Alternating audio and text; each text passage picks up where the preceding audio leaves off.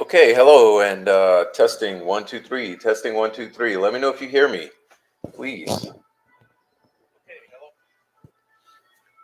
All right, so welcome to our June 25th,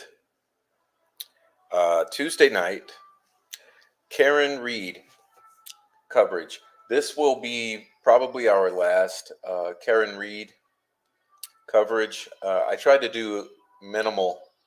Okay, tried to do minimal because I don't want to belabor the point. And if you want to go in depth, there's plenty of this on the internet for you to check out. But tonight, I would like us to review the closing arguments from the defense, prosecution, and we'll pretty much leave it at that because the next thing we'll have is a verdict on Karen Reed's case. So I won't delay much longer. We'll get right into it so we can get in and get out. Before I get too far in, though, I want to thank True Justice for being here, Carol, Michelle for baby daddy. Okay, and anyone else who's lurking, please join the chat. That's what it's there for. And if you're on the replay, please leave a comment down below. It's nice to have you in the comments. And please support the channel by hitting the like and in all other ways that you would like to support the channel. So let's get started and dive on in to closing arguments for Karen Reed. I think you'll be glad to watch them if you already haven't, okay? And it's not too long. It won't take too long. In Massachusetts, because the Commonwealth has the burden of proof, the Commonwealth goes last. So we will hear now from Mr. Jackson. All right, here we go, Mr. Jackson. with closing argument for the defense.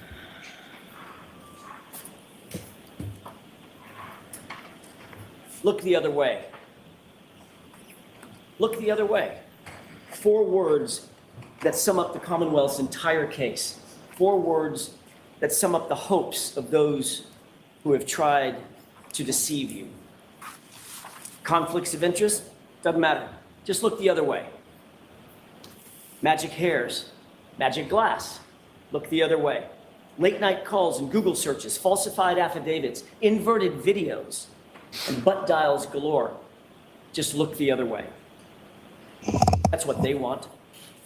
That's what they're counting on, but the uncontrovertible fact is you have been lied to in this courtroom. And your job is to make sure you don't ever, ever look the other way. Your singular duty is to stare down the evidence and do it unflinchingly and do it unwaveringly. You see, you're the only thing standing between Karen Reed and the tyranny of injustice. It's a job you didn't ask for, probably a job you didn't want, but it's the greatest responsibility we have as citizens here in America, lest the government stop answering to us and we start answering to the government. And low betide any one of us who might find ourselves in the crosshairs of a Michael Proctor. Preparing for today, I was reminded of a quote. It's a quote about the truth, and I want to share it with you. It is of great importance to set a resolution never to tell an untruth. There is no vice so mean, so pitiful, so contemptible, and those who permit themselves to tell a lie once find it much easier to do it a second time and a third. This falsehood of the tongue leads to that of the heart, and in time, it depraves all its good dispositions. What does that mean? It means that it's been observed that to tell an untruth, to exaggerate, to make a false claim, it's a cancer. One lie begets another, and it's a malignancy that grows over time. And that, folks, is how a cover-up is born. That's how a Massachusetts state trooper says in whispered tones to his friends when he thought no one was looking or listening, how he would make a case, how he would make it cut and dry, no matter the truth, how he would make sure to put, quote, serious charges on the girl. In other words, pin it on the girl. You may ask yourself, how does this happen? How could this happen? It's 2024. Surely people aren't going to come to this courtroom, this hall of justice, and lie to us, just give us information. They wouldn't do that. They wouldn't try to cover up the truth. The Alberts, the McCabe's, Higgins, Lank, Michael Proctor, Yuri Buchanan, Brian Tully.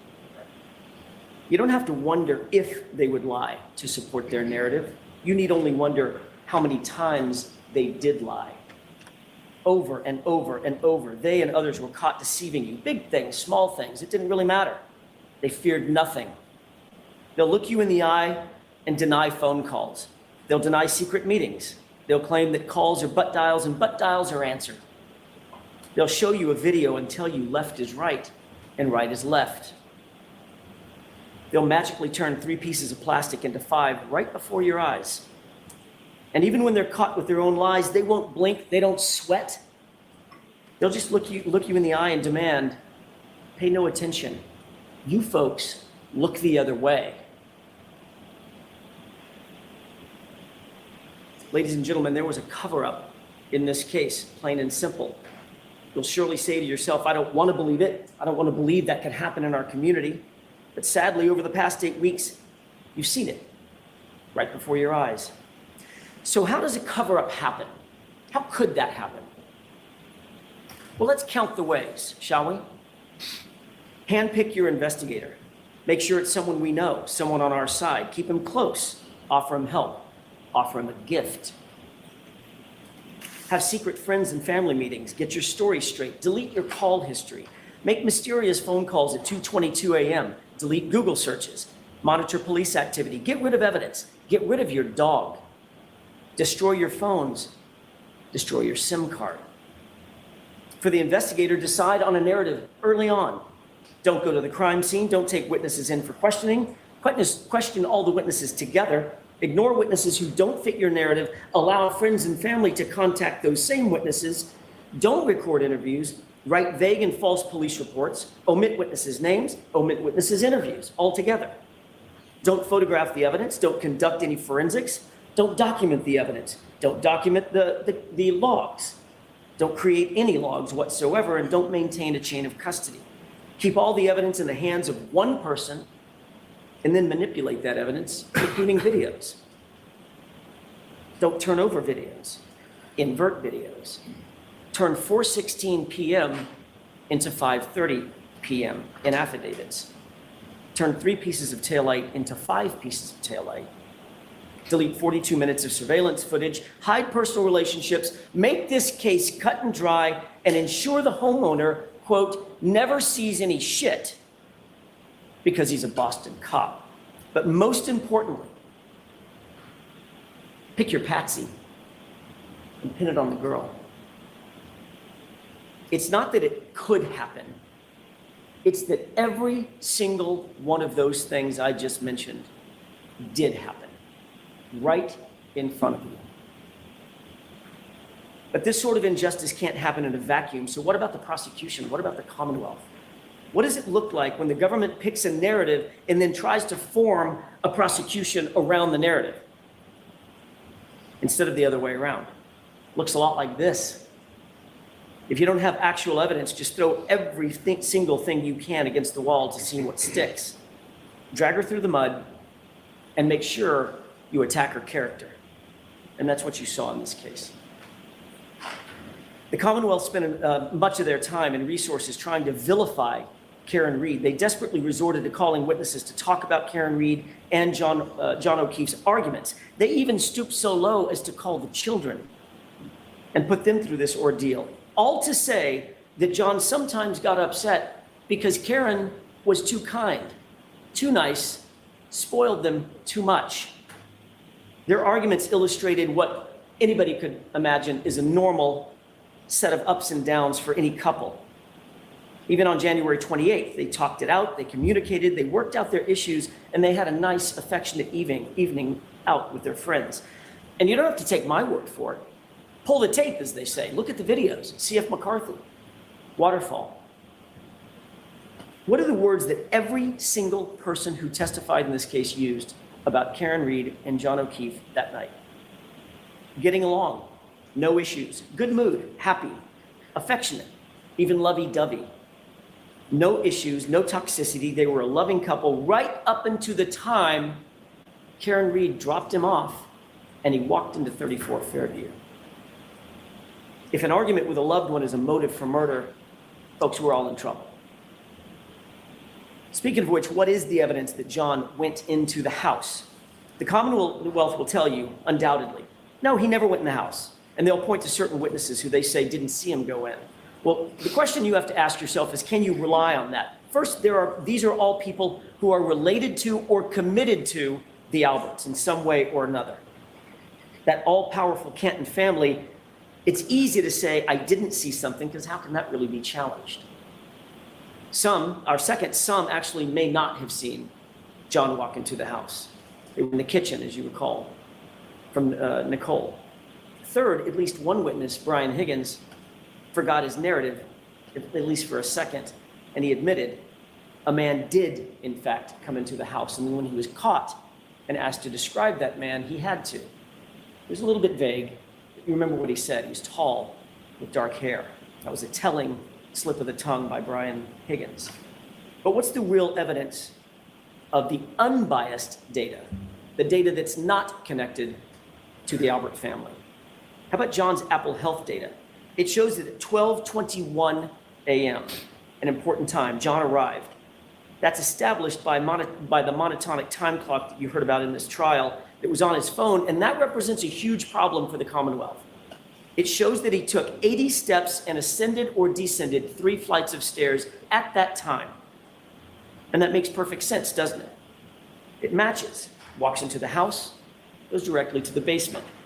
There's your 80 steps and your descending flights of stairs. The big problem for the Commonwealth is he wasn't outside at the car ascending and descending stairs. wasn't climbing on top of the car. So they'll tell you, wait, don't look at the Apple Health data, look at this other thing called Waze. But Rick Green explained that if you apply the 3-minute offset that is built into that monatomic time, it aligns perfectly. They don't want you to see that. They don't want you to pay attention. They want you to look the other way. But even more importantly, at approximately 12:32 a.m., someone holding John's phone takes another 36 steps and travels 25 meters. Why is that so important? Because by 12:32 a.m., Karen Reed was gone. She had already left the location. She left at 12:30. Trooper Garino told you that Karen Reed's phone connected to John's Wi-Fi at what time? 12:36. It is undisputed in this case that it's a 6-minute drive on a good day from 34 Fairview over to One Meadows. She was gone by 12:30, and John's phone was taking 36 steps and logging 25 meters at 12:32 after she'd left.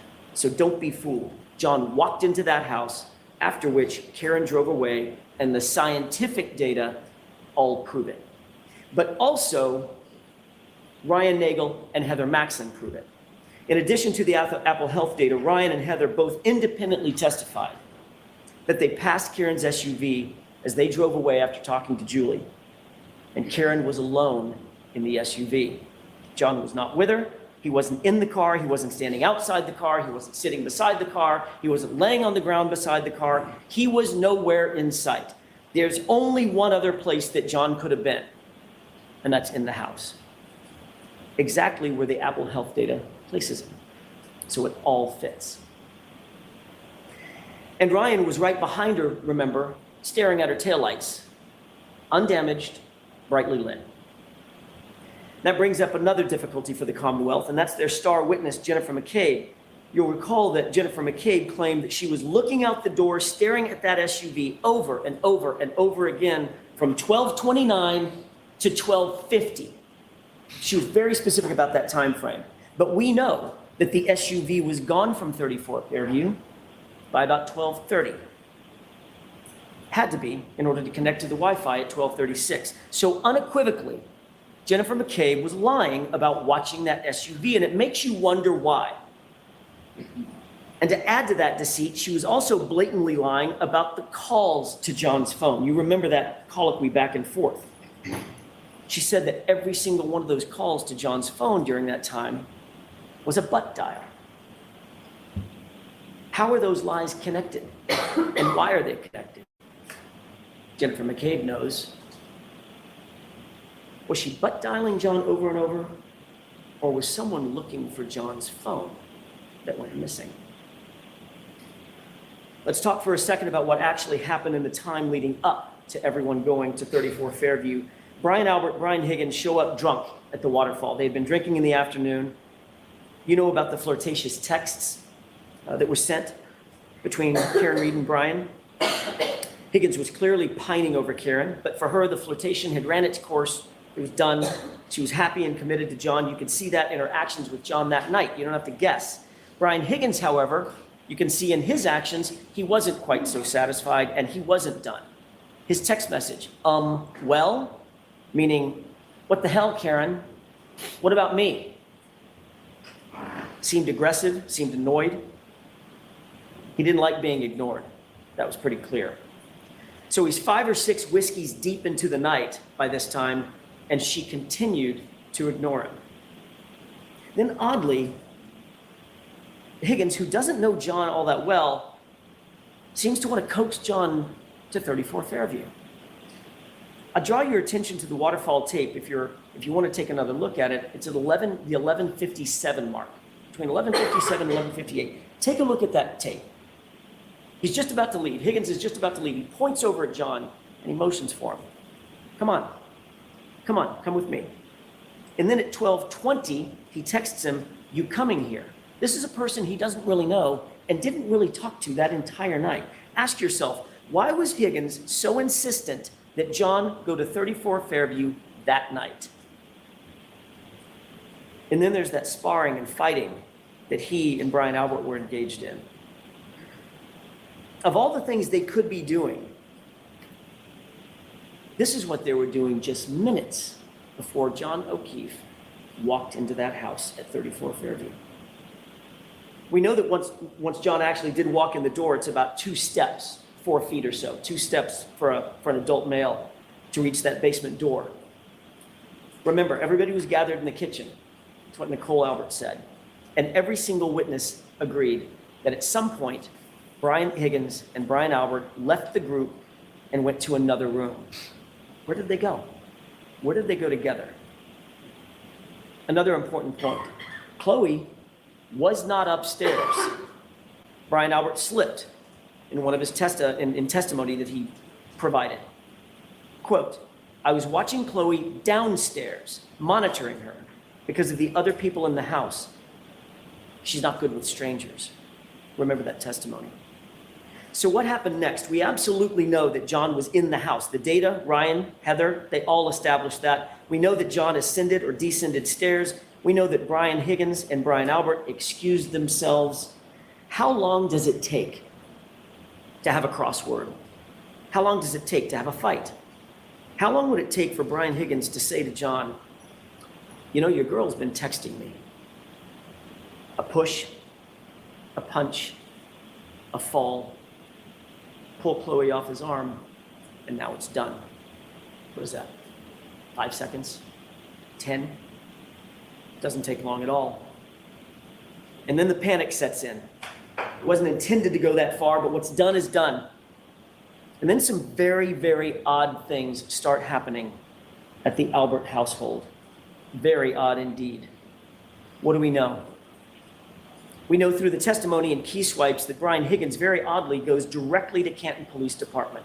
Why would he do that? After a night of drinking and partying, why go to CPD when you're drunk? What was so important there? He couldn't even get his own story straight.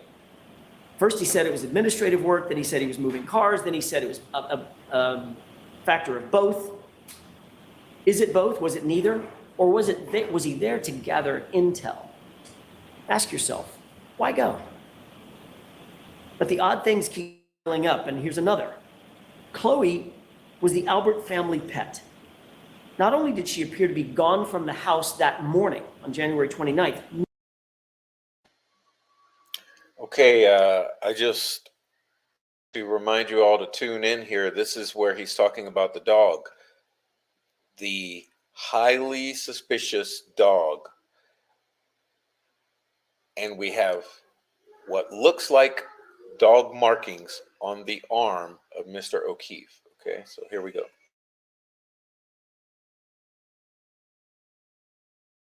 Nobody saw her there. Even Jim McCabe admitted, "Yeah, I didn't see her there." But they actually got rid of the dog altogether. Within months of this incident, the dog was gone, out of the house, rehomed, never to be seen again. This was a dog they had had for 7 years. Also a dog who had a bite history. Why was it so important to get rid of that dog? Was there something about the dog they did not want law enforcement to find out? Recall what Dr. Russell said. She's seen up to 1,000 animal attacks. In her expert opinion, John's right arm, those injuries are from an animal, quote, most likely a large dog. And Dr. Russell's testimony, I'll remind you, was undisputed by any witness for the Commonwealth. But there are more odd and unexplained things.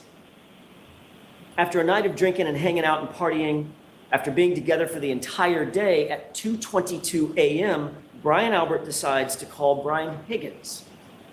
That call was missed, but 17 seconds later, Higgins calls Brian back, and they speak for 22 seconds. Now, that call is odd and suspicious enough, and just in and of itself, the fact that the call was made. But what's even more incriminating is that both men, both of them, lied about the calls happening. They both claim astonishingly that those calls are, you probably say it with me, they're butt dials. Amazing. But Albert and Higgins take it a step further. Not only did they claim that they were making calls as butt dials, but they were answering calls as butt dials. And Higgins seemed awfully defensive about that call, didn't he? Remember on cross-examination when I was asking him, can you have a conversation in 22 seconds? He unequivocally said, no, that's impossible. It's not reasonable. You can't do it. Well, let's test that out. Hey, did you make it over to Canton? Yep. Haven't been any calls. Nobody knows a thing. All right, don't talk to anybody until we talk again. Okay, fine. And by the way, come back over. I need help moving something heavy. How long did that take? 15 seconds? Maybe? But the odd behavior isn't done yet. 5 minutes after that call that we just talked about, Jennifer McCabe is on her phone at her house, Google searching how long it takes for someone to die in the cold. That was at 2:27 a.m. That timeline seems to fit, doesn't it? And it fits a very telling and a very clear story. That search became a focal point of the Commonwealth's entire case. This case was starting to look a lot more like the defense of Jennifer McCabe than anything else. And that's probably because there is no innocent explanation for that Google search at 2:27 a.m. None. At the end of the day, clearing away all... Boom, boom. How long to die in the cold? 2 a.m. the confusion of the Commonwealth's experts, we're left with two things that are true. First, neither of their experts could absolutely rule out that Jennifer McCabe made that search at 2:27 a.m. Neither. And second, the only person to use the actual phone model, the actual data, and the actual precise operating system was Rick Green. And he was clear. That search was at or before 2:27 a.m. And then it was deleted. So what else was going on at or around this same time when all this suspicious activity was happening at the Albert house and the McCabe house? 3 minutes after that search and 8 minutes after the Albert Higgins 2:22 a.m. call, Brian Loughran drives down the street in his snowplow. And he told you that there is no body laying on the lawn at 34 Fairview at 2:30 in the morning. Importantly, he didn't just simply say he didn't see a body, he wasn't paying attention. He said there was no body there. He knows the property, he knows the owners, he's grown up with these folks, he passes by all the time, not once, not twice, 3 passes. There was no body on that lawn. I mean, that was pretty devastating too. That testimony from the plow driver, the snow plow driver, if any of you missed that, go back and watch it. There's no body. He was not there. Period. At 2:30 a.m. And what other suspicious thing happened that night? By 3:30 a.m., someone moved a Ford Edge in front of the very area that would obstruct the view of where John's body would ultimately be discovered. Who's the only person in this case that you've heard about with a Ford Edge? Brian Albert. Remember, as you're thinking about this, the basement at 34 Fairview is serviced by a bulkhead. It's a quick and convenient door to the backyard. And that backyard is serviced by a side fence. And that side fence is easily accessible to the front yard at the side of the house. Which side of the house? The side where John's body was found. And by 6 a.m., John's body was, in fact, now outside. While this flurry of suspicious activity was going on with the Alberts and the McCabes, what's happening with Karen? All she knows at this point, think about it, at approximately 2:21, she dropped off John, he walked into 34 Fairview, and that's all she knows. She knows nothing else that was going on. So what was she left to think? He goes in to check the party out, but all of a sudden he's not coming back. He's not responding. Minutes start to pass. 1 minute turns to 2, 2 turn to 10. Where is he? Why isn't he responding? She's sitting in the cold, dark, freezing outside in the car. Naturally, she's perturbed. Being perturbed turns into being peeved. And being peeved eventually turns into being pissed. By 12:30, Karen's mad. She's left 34 Fairview to make a point. but she's still texting and calling. What could she reasonably be thinking at this point? What's going through her mind? 12:33 turns into 12:34. I can't believe you do this to me. 12:34 turns into 12:35. Where is he? Why aren't you answering, John? 12:35 turns to 12:36. Jesus Christ. I'm calling and you're not answering. Where are you? Pick up the phone. But there's still no answer. There's still no response. By 12:37, she's getting furious. She does not know that something has happened to John. She does not know that. So she leaves the first angry voicemail. Illustrates frustration, aggravation, all the normal responses anybody might have, you and I might have. But little did she know.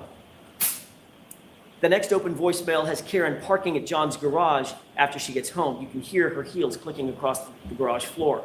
For all she knows at this point, John's just drunk, he's been partying, he's hanging out, just forgot about her, blowing her off.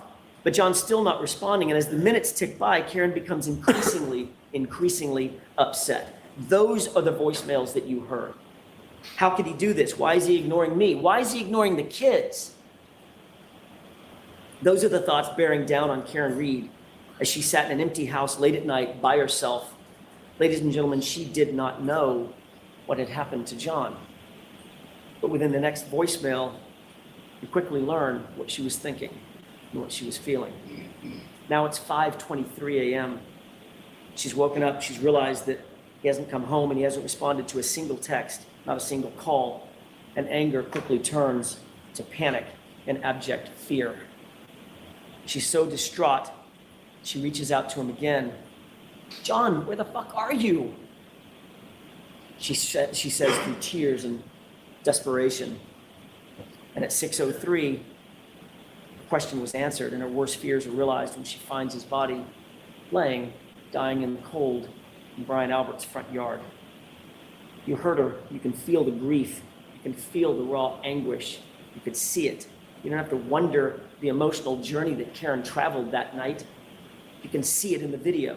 You can hear it in the audio. From the time he left her and walked into 34 Fairview and she called, she reached out 53 times. She called him 53 times before finding his body. Think about that. The Commonwealth wants you to believe that she murdered this man. And then after that murder, she called him not once, not twice, 53 times. It makes no sense. What does make sense is that she emotionally moved from anger, then to panic, then to grief.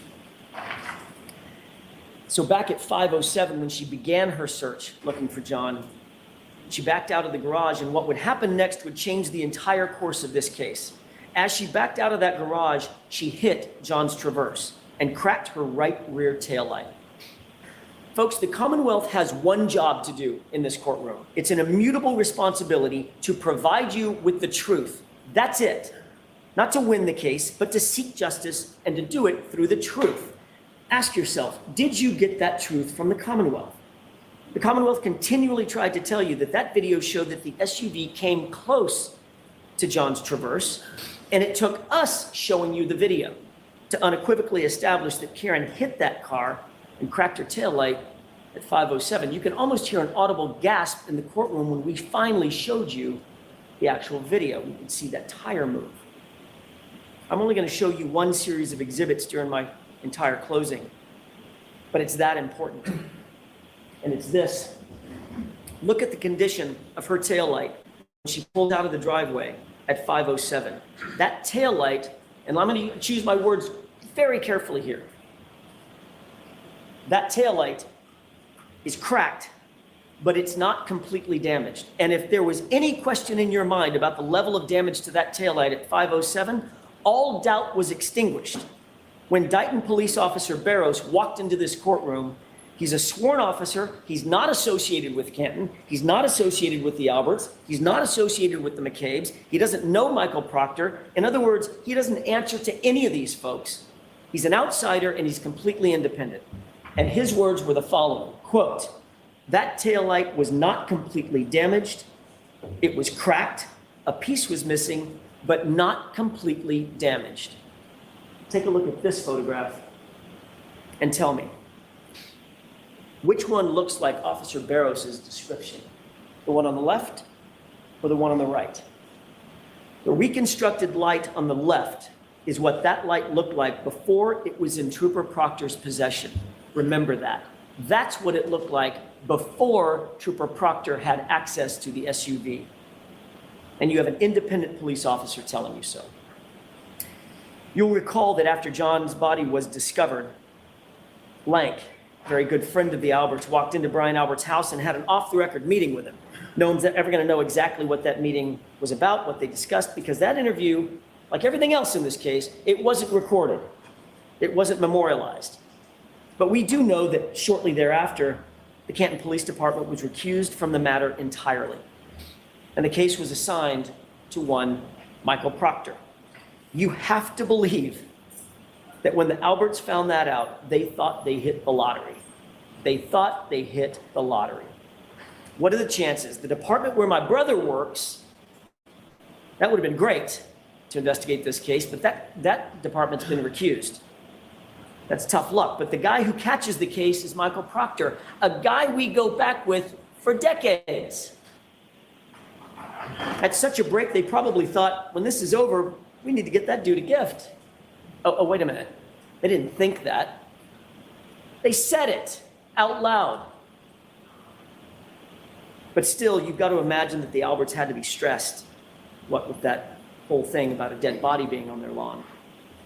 That might get some attention, and they had to be wondering, will he set up a crime scene? Is he going to come into the house? Is he going to search the house? Is he going to send in a forensics team? Is he going to interview witnesses? Is he going to take us to the station? Will he take our phones? Will he look at our communications? Will he look at our Google searches? Will he look at our early morning phone calls? Is he going to look in the basement? And Michael Proctor answered every single one of those questions resoundingly. Nope. He's a Boston cop too. And with that, Michael Proctor didn't draw a thin blue line. He erected a tall blue wall. A wall that you can't scale. A wall that Karen Reed certainly couldn't get over. A wall between us and them. A place you folks are not invited. We protect our own. It's us or it's them. And by the way, who's she after all? Nobody. An outsider. This is going to be easy. Or so they thought. Let's look at what Michael Proctor actually did and did not do in this case. One of the consistent issues that's come up throughout this trial is how evidence always seems to be changing and evolving when in Michael Proctor's hands or somebody in his orbit. If it happens once, let's chalk it up to a mistake. Twice, it's starting to look a little bit like incompetence. If that happens every single time, it becomes intentional, which means it becomes corruption. The defense we spent some time discussing the tow time that Michael Proctor swore to in affidavits. There was a reason that we believed it was so important, and I want to talk about that for just a quick second. Because this was a concerted effort by Michael Proctor to falsify the time the car was seized, so that no one would know that he actually had possession of the car before the first pieces of taillight were ever discovered at the scene. But he got caught. And when he did, the best he could come up with was it was a typo. Like a dozen times, a typo. You'll remember what that testimony was. The truth is that car was in Michael Proctor's possession from about 4:12 in the afternoon. He said it was 4:16 when he finally had to tell the truth or some version of the truth. Those first pieces of taillight were not found until after 5:45 p.m. That is the very fact that Michael Proctor was trying to hide by those falsified affidavits, saying he didn't seize the car until 5:30. But that wasn't Michael Proctor's only manipulation of the investigation. What about Brian Loughran? You met him. Michael Proctor did his level best to not just hide evidence, but to hide human beings from you. and from us. Michael Proctor was informed that the plow drivers were out that night. There would be a witness, potentially along 34 Fairview, at the exact times in question. Even Michael Trotta expressly told Michael Proctor that 34 Fairview had in fact been plowed that morning, and by whom. Proctor not only did not interview Brian Loughran, he never disclosed his name in a single report. He hid him. This is a witness who was literally on 34 Fairview at the time in question where a body was found on the lawn. Wouldn't you want to get the truth from an eyewitness? Wouldn't you want to seek that out? Not if you're Michael Proctor, a close friend of the Alberts. If it were up to Proctor, you literally never would have heard of or from Brian Loughran. That's a scary prospect. I want to touch briefly on the additional physical evidence, or some additional physical evidence presented by the Commonwealth in this case. You'll recall Christina Hanley. She established to a scientific certainty that the glass on the bumper, which was told to you in opening statement, was going to have something to do with this case. The glass on the bumper was going to match that cocktail glass. She told you unequivocally the glass on the bumper did not match the cocktail glass. They came from two different sources. The glass on the bumper has nothing to do with the cocktail glass. So that glass on the bumper had to get there somehow. It didn't get there by being broken from the cocktail glass. See the point? It had to get on the bumper somehow. It didn't jump up there by itself. And what's really interesting is that there was one piece on the bumper, one, only one, that matched something else in the case. It was a perfect match to a piece of glass that was supposedly found at the scene. Who do you think had possession of that matching glass? Michael Proctor. So the glass on the bumper had to be placed there, and the only person who had anything close to matching the pieces that had to be placed there is Michael Proctor. You do the math.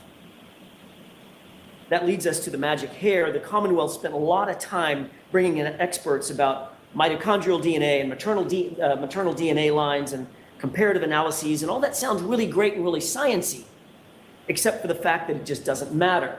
Why? Because you would have to believe that that little hair, tiny, tiny little hair, barely perched on the side of that SUV survived nearly 75 miles of a raging blizzard outside.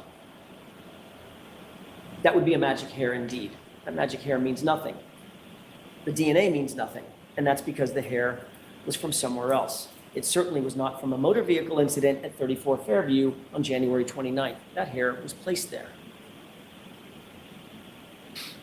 The DNA on the outside of the taillight housing also merits very little discussion. John's DNA would be expected to be found all over that SUV, inside, outside, the exterior, the interior, everything he touched would have had his DNA on it. Here's what's actually important about that DNA. No DNA was found on the interior of that taillight, the taillight that they now claim crashed into his arm and shattered. No blood was found anywhere on that taillight or any taillight pieces, and no tissue was found anywhere on that taillight or any taillight pieces. But we're to believe that that taillight literally exploded on John's arm at 25 miles an hour with 1,000 pounds of pressure. We talked about the evidence doing very funny things when in Proctor's possession or the possession of somebody in his orbit. Now think about the videos that you saw. How many videos appear to be somehow manipulated or altered? Just about every single one of them. Look at the video of the Sally port. Let's take that one for example, that grainy one. It's missing the exact time that would show the condition of the taillight when it was pulled in to the Sally port. Pretty important time, wouldn't you think? Did someone not want you to see what the condition of the taillight was at that exact time? But the good news is there's a second video. It's much clearer. And it's from the same time frame. We didn't get that one for about 2.5 years into the investigation. Literally, it was after the trial started that one was turned over. And this is important. The Commonwealth introduced you to a person by the name of Yuri Buchanan. They presented video showing what was clearly the right side of the car. They asked questions about the right side of the car. You'll recall, Mr. Lally asked Sergeant Buchanan, did you or Trooper Proctor ever go at, or near the right side of that taillight? And while he was asking the question, what appeared to be the right side of the car was looking at you. The video was still up. Buchanan paused, turned earnestly into the microphone, stared at you and said, never. We never went anywhere around that taillight. While he was showing you the right side of the car. And that trick might have worked until we got up to cross-examine him. And only then, on the second day of his testimony, did he have to admit that the video was actually inverted. It was backward. And it was cleverly inverted at that. The timestamp had the proper orientation, which means that timestamp had to be removed, the video inverted, and the timestamp placed back on it. Which means that was done intentionally. That was not a mistake. And when caught in that obvious fabrication, Buchanan doubled down and said, it's exactly the same. You remember that back and forth. It's exactly the same, he said, as if we're stupid. Is it exactly the same, or is it exactly opposite? Ladies and gentlemen, you were lied to. There is no other way to say it. It's inexcusable. It's abhorrent. But it's also a paradigm of everything that the investigators have been willing to do in this case. Lie, obfuscate, manipulate, alter. And when they're caught, they just excuse it away. Doesn't matter. It's the same thing. What's the big deal? Just look the other way. And don't forget, Buchanan is Proctor's supervisor. And he was in that little group chat where Karen Reed's naked photos were being searched for. You know the saying about the apple falling from the tree. Ladies and gentlemen, we haven't even started talking about the taillight yet. You'll recall that at the very beginning of this case, you were introduced to no fewer than 5 CPD officers very early on who searched the scene. None of them, not a single one, found any taillight material at the scene. 0. Stephen Seraph, Sean Good, Stephen Mulaney, Michael Lank, Paul Gallagher, they were all there. They were all walking right around there. They were all looking. They were searching with their eyes. They were searching with their hands. Some said they were searching with their feet. They even used tools, a leaf blower. Not one piece of bright red taillight material was at the scene, not a single piece, but incredibly, over the course of the next 3 weeks, according to Michael Proctor, 47 pieces of taillight material would end up being found, some of which were the size of a salad plate. The CERT team shows up later on January 29th, and according to O'Hara, the first few pieces of taillight were found about 5:45. And here's some interesting testimony that you heard. Who else was there? Who did O'Hara say was there? Well, he said his team was there. We certainly expected that, but then he said there were others. These other mysterious figures, some from Canton PD, some from the Massachusetts State Police, that he could not account for. Heavy coats, big masks, hats. Even Lieutenant O'Hara could not tell who was who, but he did note Canton police officers were there who were unaccounted for. Massachusetts State troopers were there unaccounted for. And during that search that was overseen by Trooper Tully, Proctor's supervisor, 3 pieces of taillight material were found. That's super important, and I want to concentrate on that for a second. O'Hara said all 3 pieces were in an area about 12 inches square. That's an area about as big as your dinner plate. Tully, however, claimed that 1 red piece was found. About 3 feet away from that was a shoe.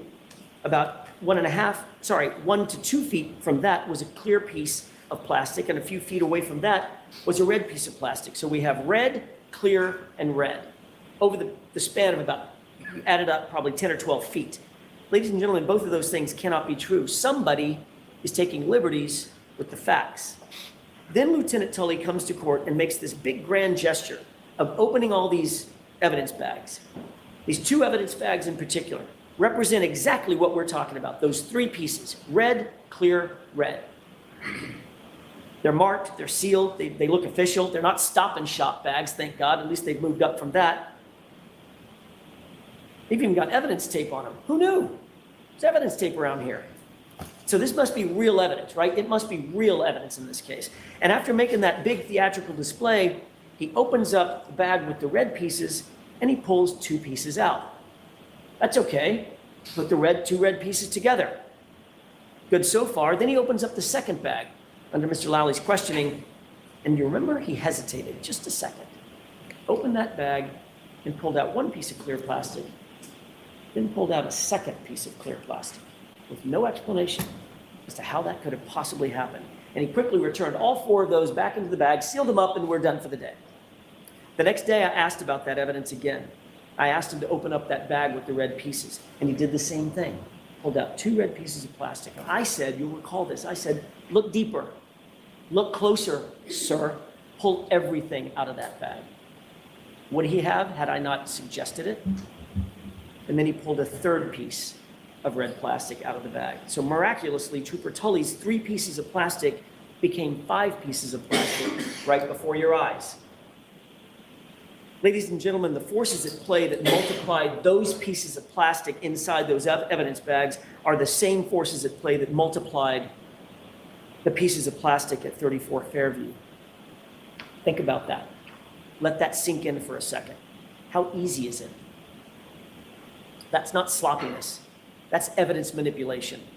That's how over the course of 3 weeks, those pieces of plastic go from 0 to 3 to 5 to 47. Ever increasing in size with every single search. Now, knowing all that, ask yourself the looming question, who had access to that taillight, the cracked taillight? Who was it? Go back and watch the Sally Port video. I'll give you the timestamp, 5:37. And see it for yourself. We know that Trooper Proctor, with binder in hand, walked by himself. Once we corrected the video from being inverted, you can see that he walked back by himself to the right rear taillight where nobody could see what he was doing. Higgins' own key swipes put him in the Sally Port that same afternoon and evening. And then the Sally Port video magically skips and Chief Berkowitz appears right next to Proctor at the back of that vehicle in the same spot, and they walk out of the Sally Port together. Where were they going? Remember O'Hara? Unidentified troopers in Canton Cops were at the search at 34 Fairview. How hard is it to drop a piece of plastic?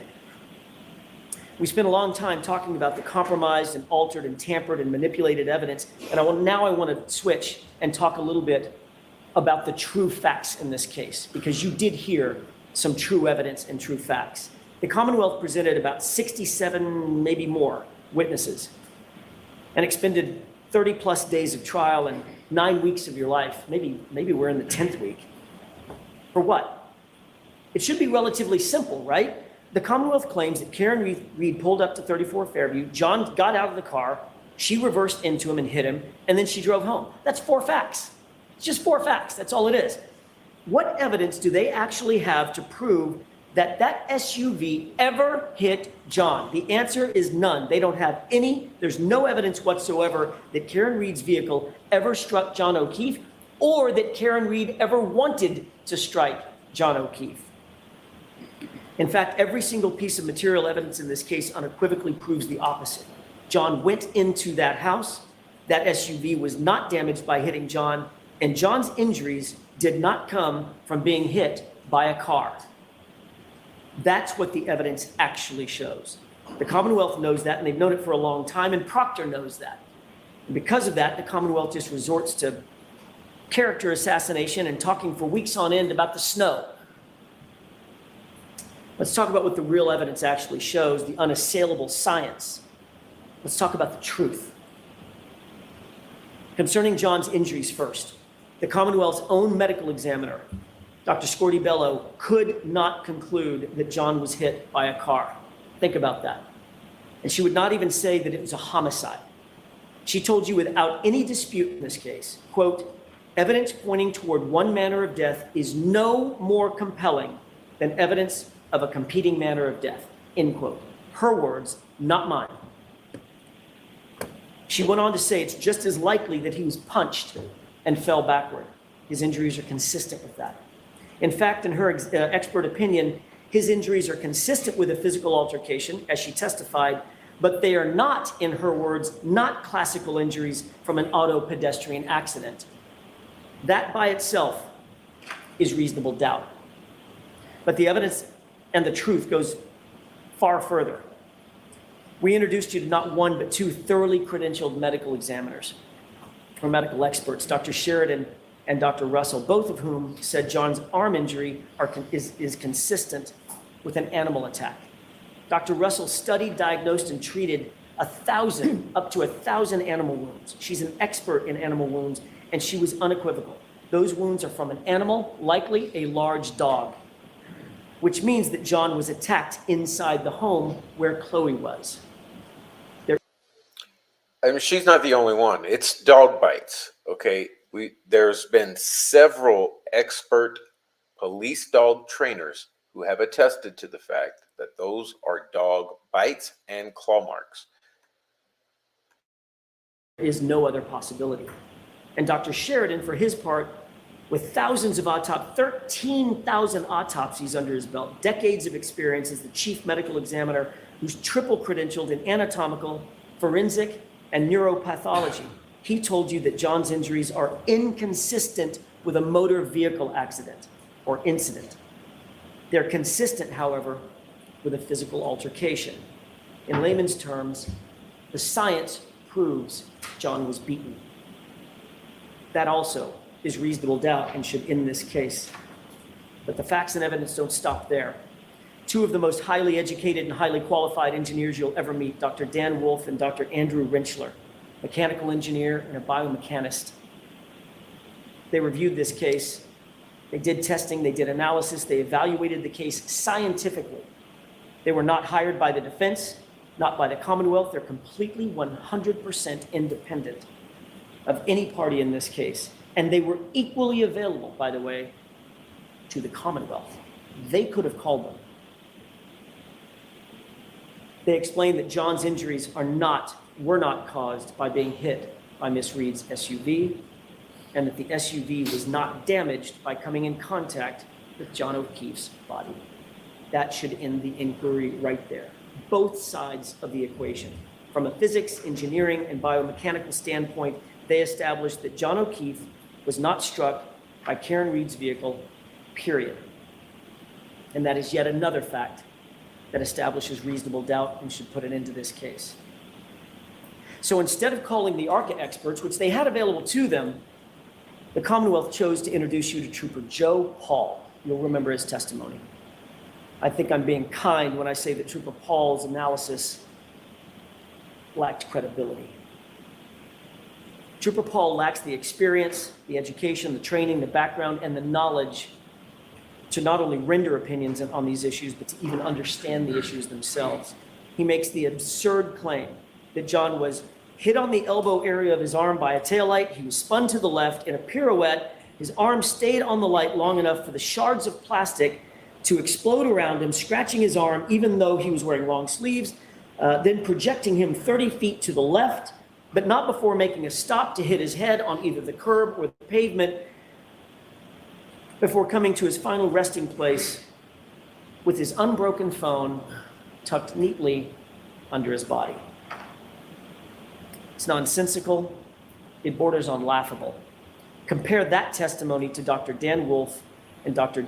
Andrew Rentschler. Both PhDs in engineering, both top of their field in accident reconstruction, both published peer-review articles on the issues. Both men are highly sought after by the likes of national sports leagues and the United States Department of Defense. And these men are unrivaled in accident reconstruction. What did Dr. Rentschler say before he left the stand? This was even under cross-examination. He said that the physics and the science don't lie. His words were, you can't deny the science and the physics. John wasn't hit by that car, period. The Commonwealth cannot explain John O'Keefe's injuries. They can't explain his head wound. How did he get the head wound if he landed on snow-covered grass and dirt? And by the way, before Mr. Lally gets up and says it, because I know he's going to, there is zero evidence before you, zero, that cold grass and dirt turns into ice or turns into concrete. Zero. They can't explain the injury above his right eye, that laceration. They can't explain his nose. They haven't even tried to. They can't explain the injury to his tongue, the laceration on his tongue. They cannot explain the injuries to the back of his hands, the bruises. And certainly they cannot explain the injuries to his right arm, but maybe most importantly, they cannot and haven't even tried to explain the lack of injuries on John's body from the neck down. Nothing. He was pristine. Not a bump, not a bruise, not a fracture, not a broken bone. Ooh, that's a great point. That's a great point he's making there. That's a great point he's making. Pristine. Nothing from the neck down. What the hell? Are you kidding me? Almost like he was just punched in the head many times in the face and beat over the head and dog bit. Nothing to suggest that he was hit by a 7,000-pound SUV going 25 miles per hour. And what of that right arm?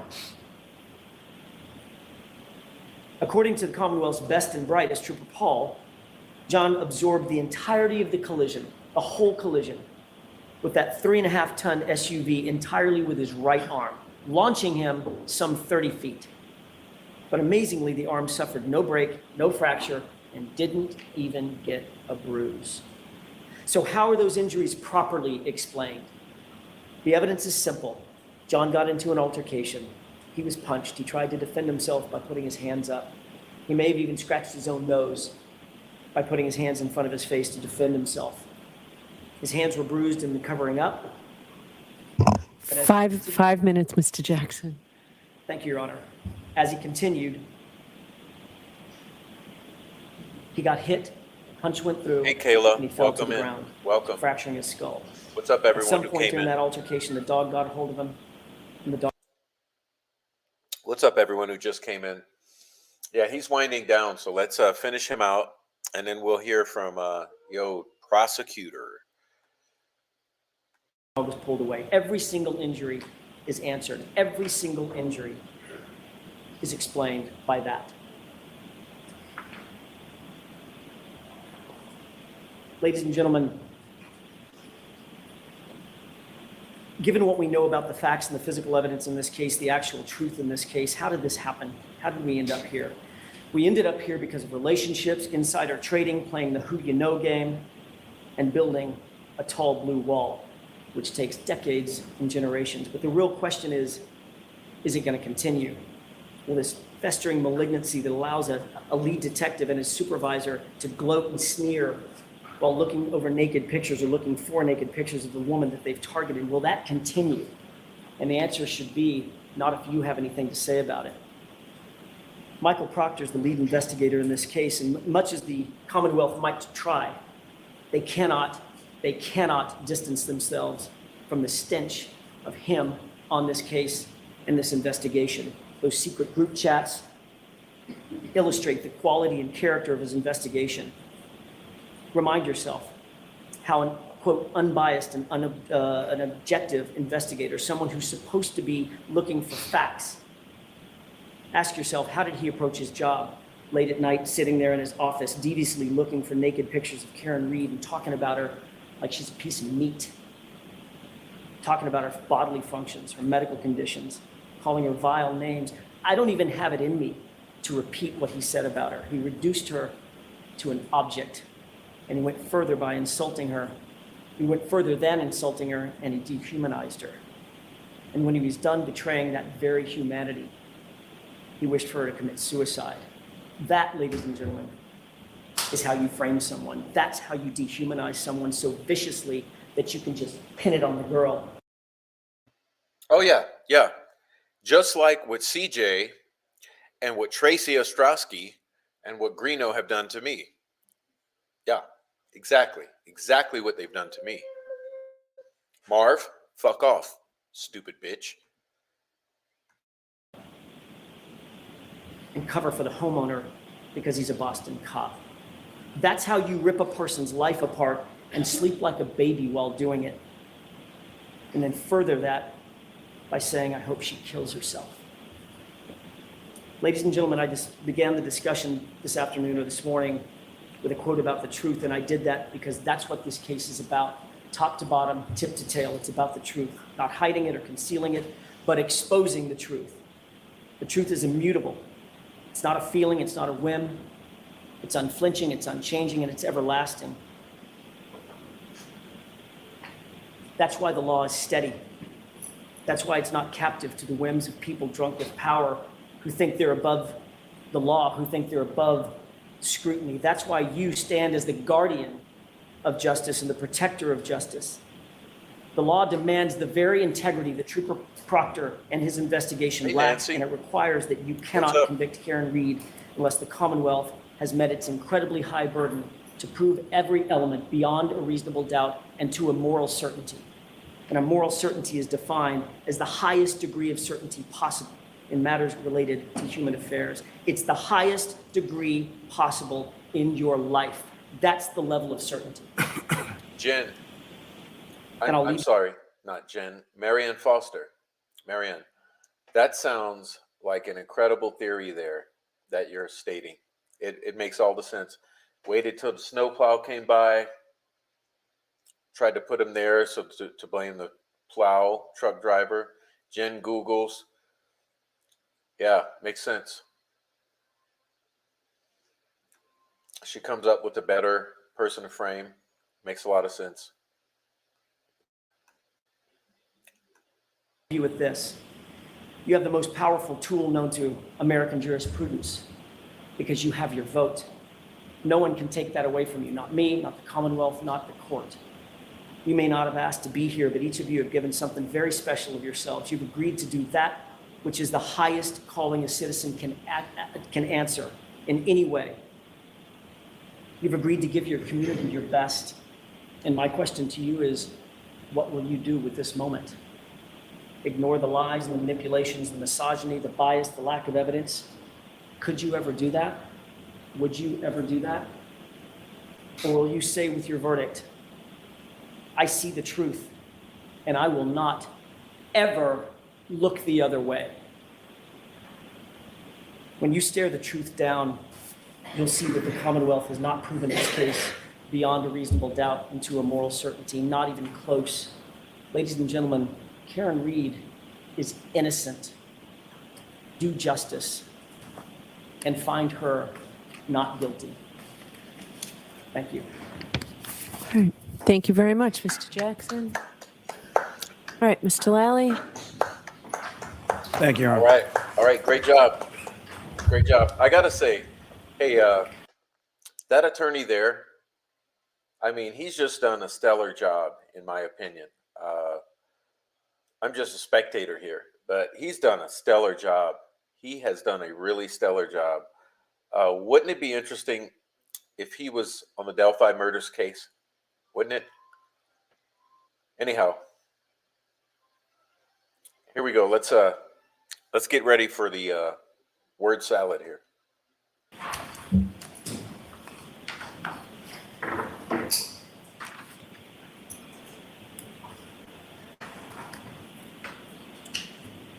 I hit him, I hit him, I hit him, I hit him. Those are the words of the defendant. 4 times. You heard testimony from 4 different witnesses who overheard and observed those statements from the defendant on January 29th, 2022. You heard testimony from firefighter Timothy Nuttall. He was trying to bag, valve mask Mr. O'Keefe. He was working on resuscitative efforts to try to save Mr. O'Keefe's life. He asked if anyone saw anything or knew what happened, and the defendant said, I hit him, I hit him, I hit him, I hit him. Firefighter Anthony Flamati was asking if anyone had information on why Mr. O'Keefe was there in the snow. The defendant repeatedly said, I hit him, I hit him, oh my God, I hit him. Firefighter Katie McLaughlin was tasked by firefighter Flamati with asking for biographical information and for what the cause was of the traumatic injuries that all the firefighters testified that they observed on Mr. O'Keefe. She asked the defendant, and the defendant said, I hit him, repeatedly. Firefighter McLaughlin asked for clarification. You did what? And the defendant repeated, I hit him. Jennifer McCabe stated initially over the phone when speaking with the defendant that the defendant said, could I have hit him in the car while they're on the phone with Ms. Roberts going from Ms. McCabe's house to Mr. O'Keefe's house? Did I hit him? Could I have hit him? Once on scene, once asked, as Ms. McCabe described by an EMT, for name, age, things like that related to Mr. O'Keefe, what caused the trauma? She indicated in her testimony that the defendant said repeatedly, I hit him. You heard testimony from Officer Sarif, statements that he attributed to the defendant as saying that morning, this is all my fault. This is all my fault. I did this. This is what the defendant is saying on scene. Since then, stories changed a little bit. But those were the words that came from the defendant's mouth on January 29, 2022, as John O'Keefe lay dying on the front lawn of 34 Fairview Road, where the defendant had left him after striking him with her motor vehicle several hours before, and then left him freezing there in a blizzard. There's certain things that have come up over the course of this trial as far as evidence and testimony are concerned, little things. And what I would suggest to you, it's those little things that are quite telling as it pertains to the defendant's statements and the defendant's actions over the course of January 28th and January 29th and beyond. And I'm going to bring some of those to your attention as I go through, but just ask you to keep that in mind as far as when you're deliberating, when you're reviewing this testimony and this evidence. The little things matter. The little things start piling up in this case. Throughout the course of this trial, you've heard a lot of purported evidence or questions of witnesses in an attempt to distract you from the evidence in this case. It's essentially defense by obfuscation. It's a three-card monarchy. The facts and the evidence in this case are your card, they're the Queen of Hearts. And so what I want you to, or what the defense wants you to do is not look at that card. Look at anything else. Look at movement, look at this person, look at that person, look at text messages, look at this. Don't pay attention to the facts and the evidence, because if you do, what it will ineluctably lead you to is that the defendant is guilty of each of the three indictments before this court. The evidence and the facts of this case are for you, the jury, to decide. Using your common sense, using your life experiences as your guide through that as you go.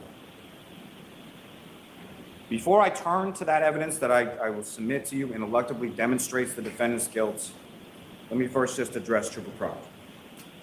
The text messages from Trooper Proctor are unprofessional, they're indefensible, they're inexcusable. However, as distasteful as those messages are,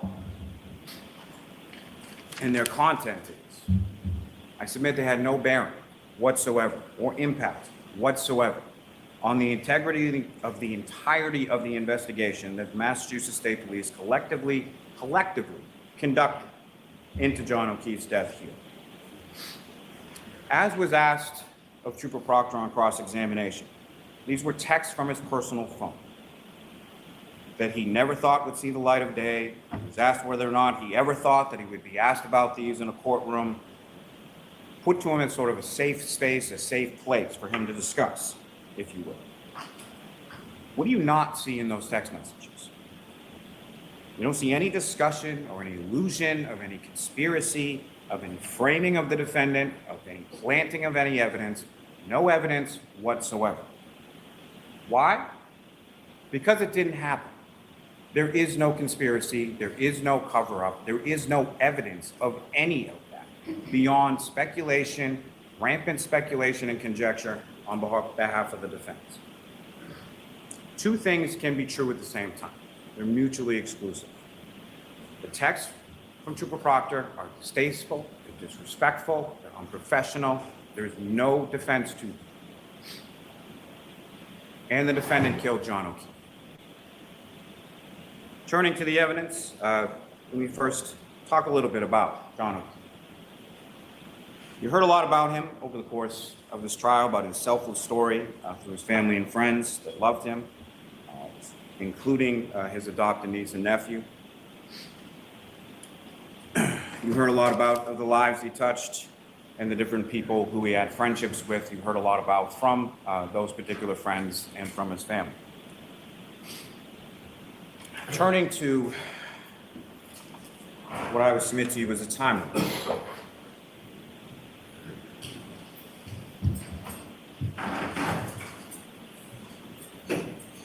This may be a little hard to see up here. What I'm going to go is from left to right. January 28th, 2022, 9:49 in the morning, Karen and John begin fighting over text messages. 2:25 p.m. in the afternoon, the defendant texts Mr. O'Keefe, "Tell me if you are interested in someone else. Can't think of any other reason you've been like this." John texts back, "Nope." 2:25, Mr. O'Keefe texts the defendant, "Things haven't been great between us for a while. Ever consider that?" This is also testimony that you heard through multiple sources, whether it be phones, whether it be from the children, whether it be from other friends or family members as to the relationship in the months and weeks leading up to John's murder. 2:32 p.m. John texts the defendant, "Sick of always arguing and fighting. It's been weekly for several months now." He then texts the defendant, "OMG, stop calling." This is during the time frame that Trooper Garino was talking about, with 18 phone calls, most of which were rejected, some of which were missed, and a couple of which were answered over the course of this afternoon, as she's continuing to needle and try to engage him in a fight that he doesn't want to have. 2:33 p.m. The defendant texts John, "So you're not into this anymore." 2:34 p.m. John texts the defendant, "I am not answering, stop calling." The defendant then texts John, "Then stop starting with me." 2:38 p.m. The defendant texts John, "I'm going to grab a drink in a bit." At 2:38 in the afternoon. Around 3 p.m. is the testimony you heard from Erin O'Keefe in regard to the defendant texting her, asking if she can go out without her husband, Paul, asking to go out for a drink. This is while Erin O'Keefe testified she was waiting for one of her children at the bus stop, picking that child up around 3 o'clock in the afternoon. This is also the point in which the defendant says to Ms. O'Keefe, "Wish I didn't speak to another O'Keefe after 2004. 7:30 p.m., you have Mr. O'Keefe and Mr. Camerano arriving at C.F. McCarthy's, with the defendant arriving at 8:51. 8:58 p.m. is when the defendant receives drink number 1 at C.F. McCarthy's. Vodka soda, tall cylinder glass, lime and a straw. 9:13 p.m., drink number 2. 9:20 p.m., drink number 3. 9:33 p.m., drink number 4. 9:57 p.m., drink number 5. 10:22 p.m., drink number 6. 10:29 p.m., drink number 7. 7 drinks from 8:58 p.m. through 10:29 p.m. when she receives that last drink at C.F. McCarthy's. A drink that she indicates to Sergeant Mechanic and several others on the next day that she did not take with her from C.F. McCarthy's to the waterfall, which several individuals at the waterfall testify that she produced from her coat when she walked in, and that you can clearly see on the C.F. McCarthy's video her walking out the door with the same tall cylinder glass in her right hand. Now, understanding that some of these drinks are not the full tall cylinder drinks, what she's doing is she's getting shot glasses of vodka and then pouring them into the drink after she's consumed the drink. 10:54 p.m. The defendant and Mr. O'Keefe arrive at the waterfall, during the course of which, about an hour that they're there, the defendant receives drinks number 8 and drinks number 9. 12:10 a.m. From the waterfall video, you have Ms. McCabe, Ms. Kolokithis, and the defendant departing the waterfall together. Interestingly, around the same time, you also have the text and screenshot communications between Colin Albert and Allison McCabe in reference to him getting picked up at that time. You also have testimony from Brian Albert, Nicole Albert, Caitlin Albert, Brian Albert Jr. in reference to them sort of walking in from the waterfall as Colin Albert is walking out of 34 Fairview Road, gets picked up by Ms. McCabe, and then is driven home. 1 minute later, 12:11, Mr. O'Keefe is then on the waterfall video walking out with cocktail glass in his right hand. At 12:14 a.m., Mr. O'Keefe texts Ms. McCabe, "Where to?" 12:14 a.m., based on the fact that she's driving, and Mme. McCabe indicated in his testimony that she should call him instead of texting while driving, Ms. McCabe calls John O'Keefe and speaks with him regarding directions or going over which way to come in Chapman Street over Cedar Crest as far as coming into Fairview Road. 12:38 a.m., the defendant's vehicle drives by the Canton Library. You can see that on the video. Let me ask you this, because I can hardly take it. I can hardly take it sitting here.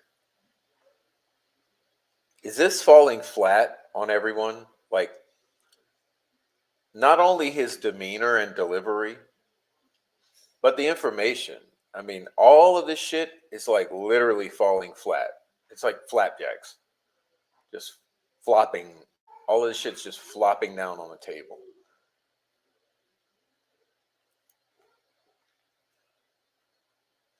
I don't think he believes it.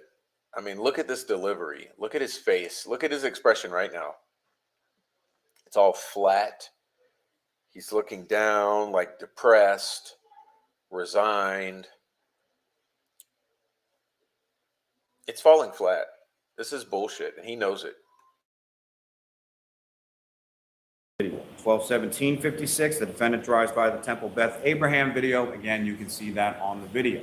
Remember also the testimony from Lieutenant Tully in regard to the CSLI data and the ranging data in reference to it coinciding with what you observed, the black SUV, from each of those respective videos. 12:19:32, Mr. O'Keefe enters 34 Fairview Road into his Waze app on his phone. 12:23 a.m. is when the defendant conducts a three-point turn on Cedar Crest and travels back toward Fairview. That's from Mr. O'Keefe's GPS native location data from his phone. Around the same time at 12:23 and 12:24 is when you have that testimony from Ryan Nagel, Heather Maxon, and Ricky D'Antono pulling into Fairview Road around the same time and pulling in behind Park SUV. 12:25 a.m. is the last native location GPS data of John O'Keefe's phone. It's in that area between 32 and 34 Fairview Road, where his body is discovered the next morning, in which there is no movement of that phone from that 12:25 a.m. period until Miss Roberts then picks up the phone on the grass underneath Mr. O'Keefe's body sometime after 6 a.m. What you have up on the screen right now is that data, those plotting points that Trooper Garino was testifying about as far as the movement of the vehicle. The movement of the vehicle as it comes down Cedar Crest by Fairview, reverses direction, and then comes down Fairview, moving up, moving up, moving up, as the witnesses described, eventually stopping in that area of the property line between 32 and 34 Fairview Road, which happens to coincide with the vehicle control history database information from the Toyota text stream, which you now have up on the screen before you here, indicating that following that three-point turn, approximately 8 minutes after that, from Trooper Paul's testimony, as far as the mileage, 36 to 38 miles, matching up with the time that the vehicle is in front of 34 Fairview Road, that the vehicle travels in reverse, in a straight line, for 24.2 miles per hour for 62.5 feet, with a minor steering angle change, which the trooper indicated was consistent with a pedestrian collision. At 12:30 a.m., you have that second triggering event 8 minutes after the three-point turn when the vehicle is in reverse at 24.2 miles an hour. 12:35 is when the defendant calls John, and that's unanswered. 12:36 is around the time that the defendant's phone connects to the Wi-Fi at 1 Meadows Ave, Mr. O'Keefe's home. 12:37 is when the defendant leaves this voicemail.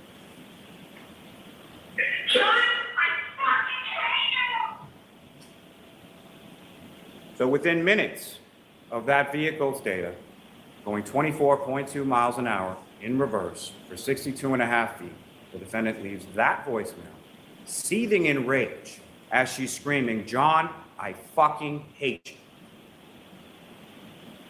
12:40 to 12:42, Ms. McCabe is texting Mr. O'Keefe. She tries calling Mr. O'Keefe, gets no answer. If you recall from her testimony around this time frame, about 12:40, she was unsure whether the vehicle was actually still out front or if it had gone at that point. but she was looking for John because she had seen the defendant's vehicle in front of the house and no one had come in.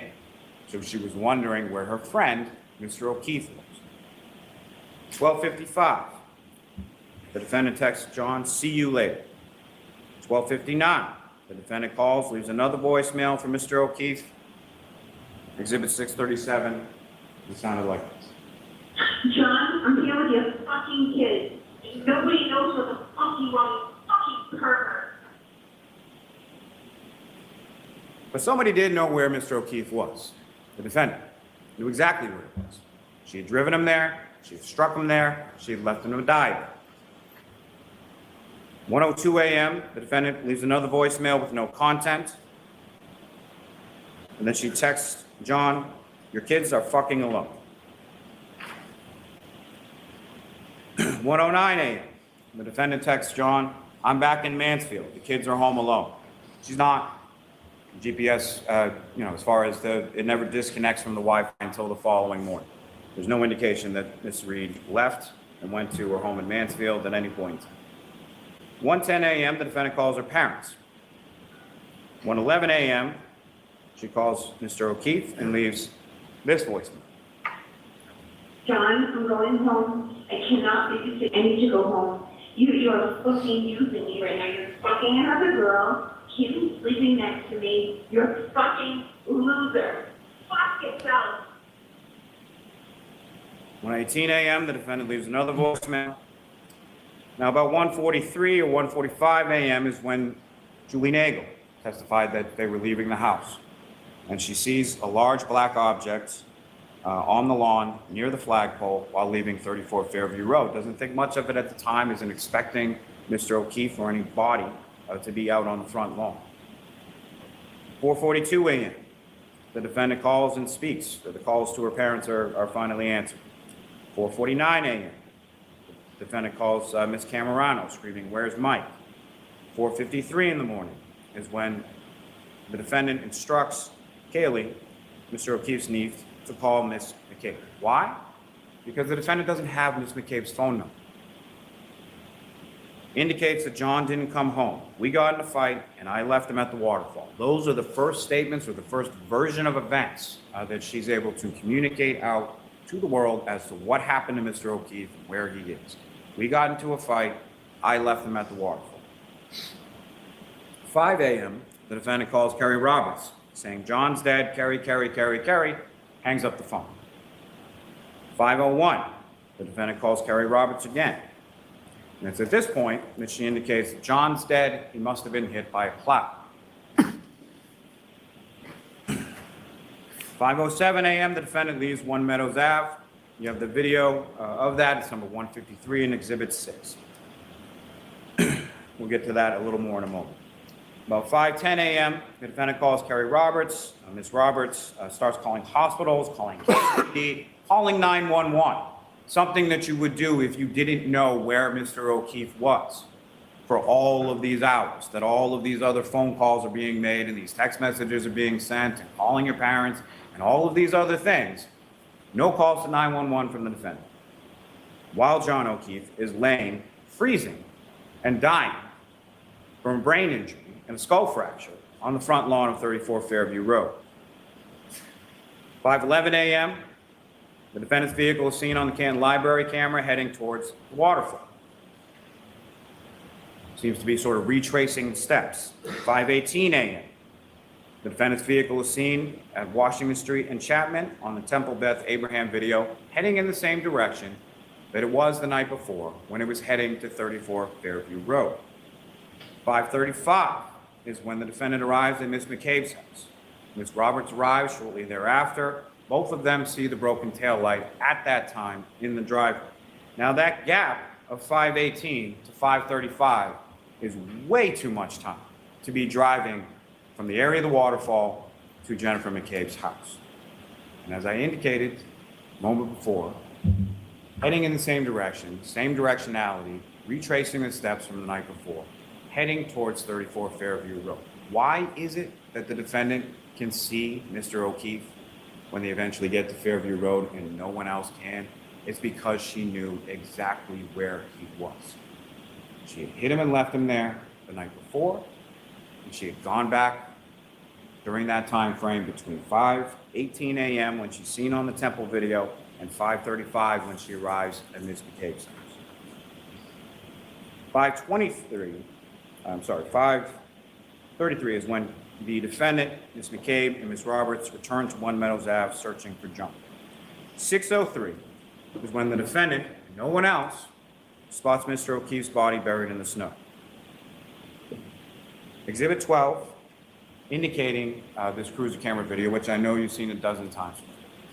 So where I'm starting it from this point in this card right here is the spotlight that Officer Saraf had to use in order to locate, even with a vehicle of Ms. Roberts parked right in the middle of the road.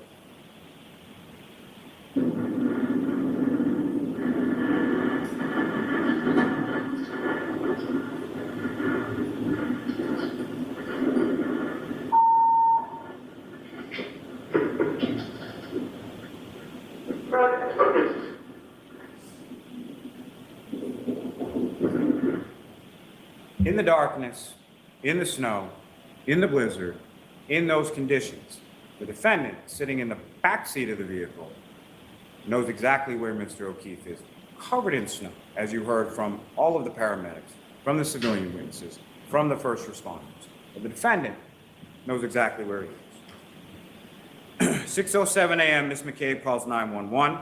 6:08, the defendant leaves that 4 or 5 minute voicemail, leaving the phone in the car for some reason to Mr. O'Keefe's phone.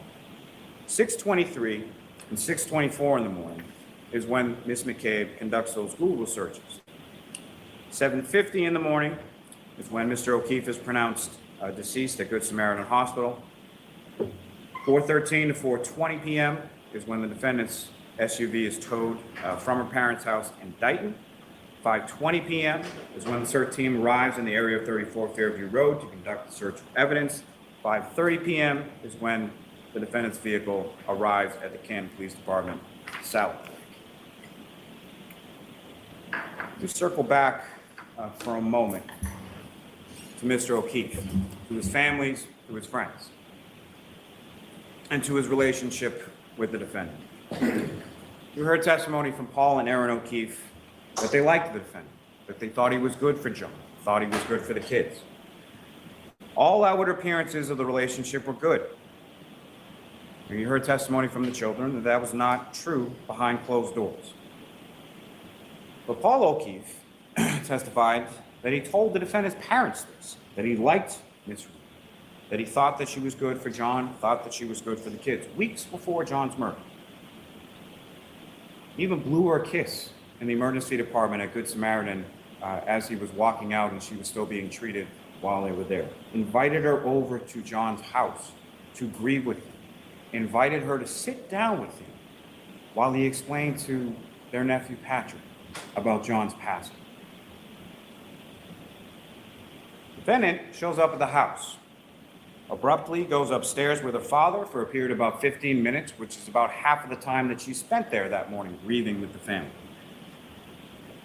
She left with a bag of her belongings, drove with her family there, and then took an extra vehicle in the height of the blizzard, around 1 o'clock in the afternoon, drives that vehicle all the way from Canton, where it was parked at her boyfriend's house, where she stayed over on many occasions, drove that vehicle or felt the need to drive that vehicle from Canton all the way down to her parents' house in Dighton at the height of the blizzard. You heard testimony from Aaron O'Keefe of the text messages and the phone call on January 28th.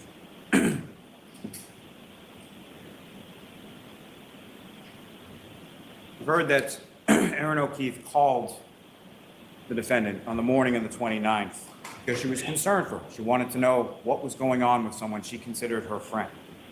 The defendant yells, "John is dead." Ms. Robertson grabs the phone and then updates Aaron O'Keefe as to what's going on with John. Aaron O'Keefe again calls back later because she's concerned for someone that she considered her friend. How does the defendant respond? These are some of the little things. The defendant indicates to Ms. O'Keefe that she just has to remember the bad times and indicates to her, "I don't think I'll ever see you guys."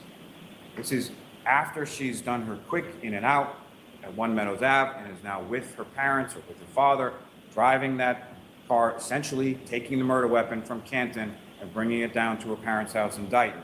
She's indicating over the phone to Aaron O'Keefe, I don't think I'll ever see you guys. Why? If she didn't kill John, why would she say it? You heard a lot of testimony about New Year's Eve in Aruba. You heard the testimony from Mr.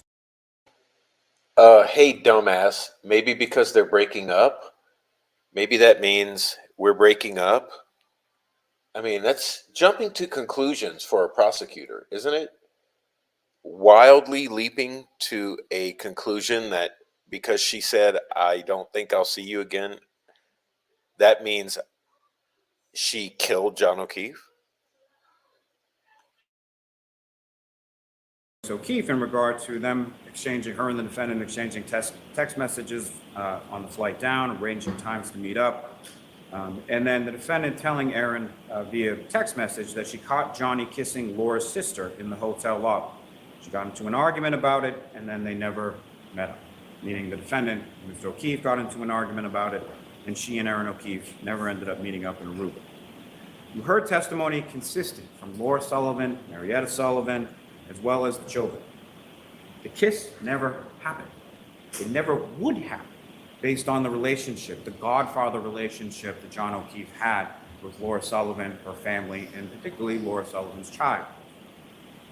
The defendant persists with this unfounded suspicion and accusations of infidelity in her text messages with Mr. O'Keefe, in her text messages with Mr. Higgins, where she's accusing Mr. O'Keefe of making out in the lobby with Marietta Sullivan. Both of the Sullivans and the children have the defendant and Mr. O'Keefe following this incident with Marietta Sullivan going into a room. Both of the children testified that they're in that room for about 20 to 25 minutes and they're arguing about the defendant indicating that Mr. O'Keefe kissed someone in the lobby. And you have Laura Sullivan's testimony about 20 to 25 minutes after her sister comes out and states her displeasure about the defendant.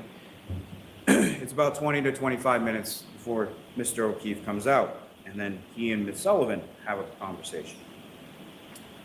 Ms. Sullivan indicates that Mr. O'Keefe's phone is essentially blowing up, lighting up with calls and texts from the defendant. I would submit similar to the afternoon of January 28th. Mr. O'Keefe says she's crazy and he needs to take this and goes off from her. Ms. Sullivan has later conversations with Mr. O'Keefe on this Aruba trip, asked him if he's okay, asked him if he's happy. She indicated in her testimony that Mr. O'Keefe shrugs it off and says it is what it is. You heard testimony from the children about the arguments in the weeks and the months. And I know this is a displeasure to the defense counsel that the children came in and actually testified as to what happened behind closed doors in the house.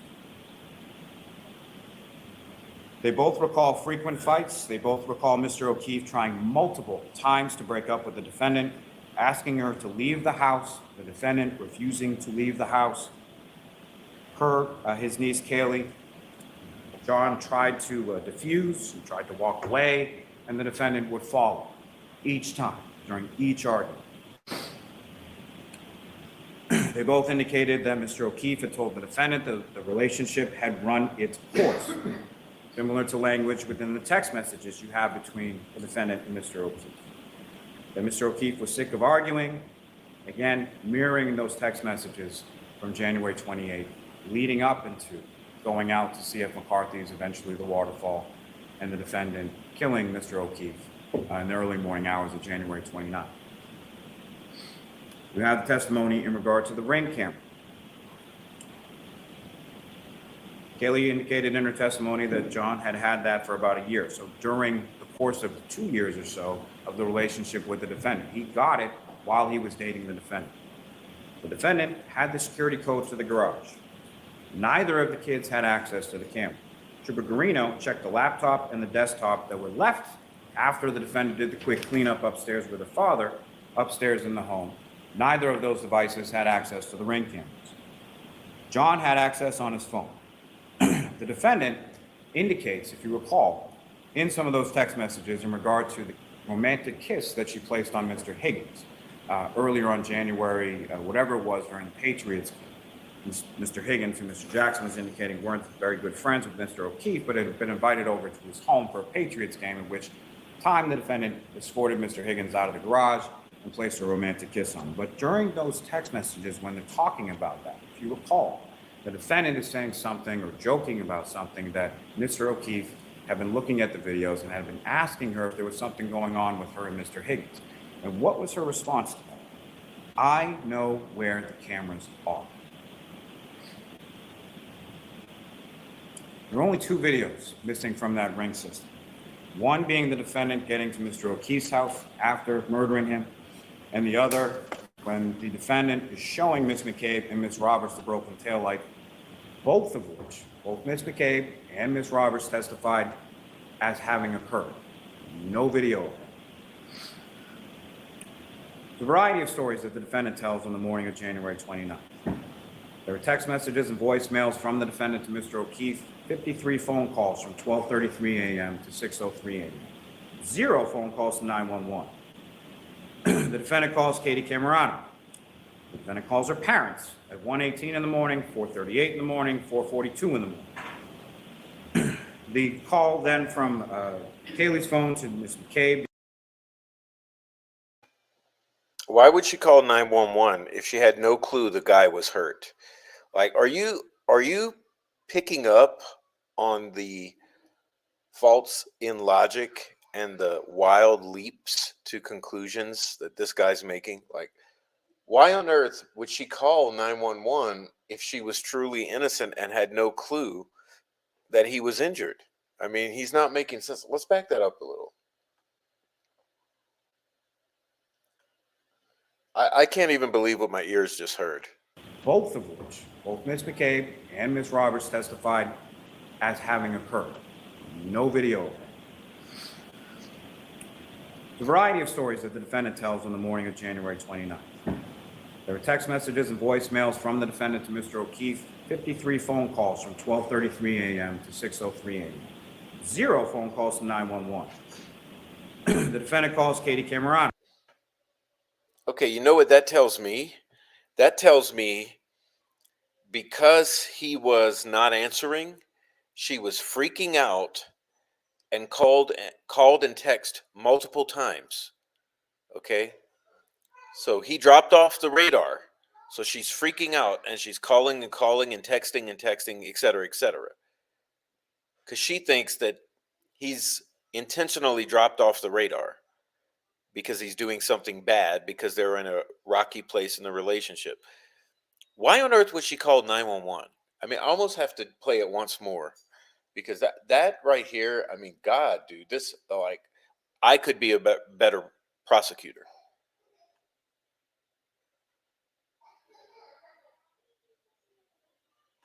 Both of which, both Ms. McCabe and Ms. Roberts testified as having occurred. No video of it. The variety of stories that the defendant tells on the morning of January 29th. There were text messages and voicemails from the defendant to Mr. O'Keefe, 53 phone calls from 12:33 a.m. to 6. Okay, so 53 phone calls from 12:33 to 6 a.m. Sounds like he's supposed to be home and she's freaking the fuck out. So she's calling and trying to figure out where he is because nothing's making sense. It's not adding up. 6:03 a.m. 0 phone calls to 911. 0 phone calls to 911 because she has no clue that he's been murdered by his friends, quote unquote. The defendant calls Katie Camerano. The defendant calls her parents at 1:18 in the morning, 4:38 in the morning, 4:42 in the morning. The call then from Kaylee's phone to Ms. McCabe, because the defendant didn't have Ms. McCabe's phone number. Yeah, she's calling everyone. Both Kaylee and Ms. McCabe indicate that the defendant initially indicates or says that she got into a fight with Mr. O'Keefe and left him at the waterfall. From this information, Ms. McCabe then testifies she starts to call her Julie Albert, because Chris Albert, Julie Albert, they live close by the waterfall. Maybe that's where he went.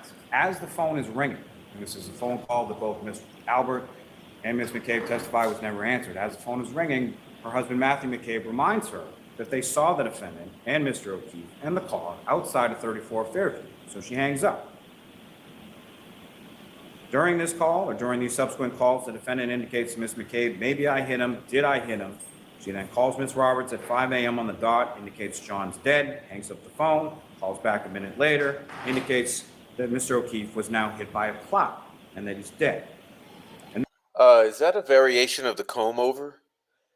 It looks like a variation of the comb over we're looking at here. But pardon me, I'm distracted. Then indicates further that she's drunk and doesn't remember. She tells Ms. McCabe about the cracked taillight before they even get in the vehicle and go anywhere, as you recall the testimony of Matthew McCabe, indicating that he had some concerns about them driving around in a vehicle with a damaged taillight in the middle of a blizzard. Ms. Roberts' testimony that she saw the broken taillight in the driveway at Ms. McCabe's house. Hey, and that it Pam, was what's up? consistent with what she observed in the photographs that were shown to her of it later in the Sally Port at the Canton Police Department garage when the search warrant is executed on February 1st.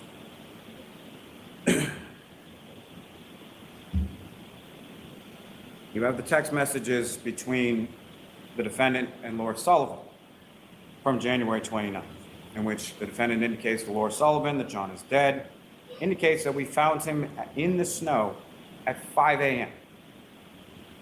And every indication is that he was found in the snow by the defendant, Ms. McCabe, and Ms. Roberts around 6 a.m. 5 a.m. be about an hour before. Okay, so what? She's freaking out because he's dead. So she is a little unclear on the specific time, the exact time that they found his dead body. I mean, I think she's more concerned with freaking out that her boyfriend is dead. 5 a.m.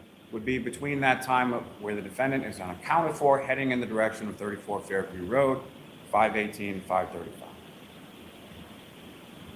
Little things. The defendant asked Ms. McCabe to Google how long to die in the cold. She did so at 6:23 and 6:24 in the morning. You have the testimony of Ms. Hyde and Mr. Whitford as to SQLite databases, P-list databases, Knowledge C databases, state DB tabs, as far as all of that. Also from Trooper Garino as well. These searches were unequivocally done at 6:23 and 6:24 in the morning and not at 2:27 and 40 seconds in the morning. They were not deleted by a user. That is not what deleted means. Frankly, Mr. Green, the last question that I asked Mr. Green is, was he aware that Cellbrite, and by Cellbrite, the person who designed that being Mr. Whitford, had to alter exactly how their software worked because of people like Mr. Green misinterpreting the data as he did in this case. And what did Mr. Green say? Yes. But those questions, as far as how long to die in the cold, I would submit mirror the question.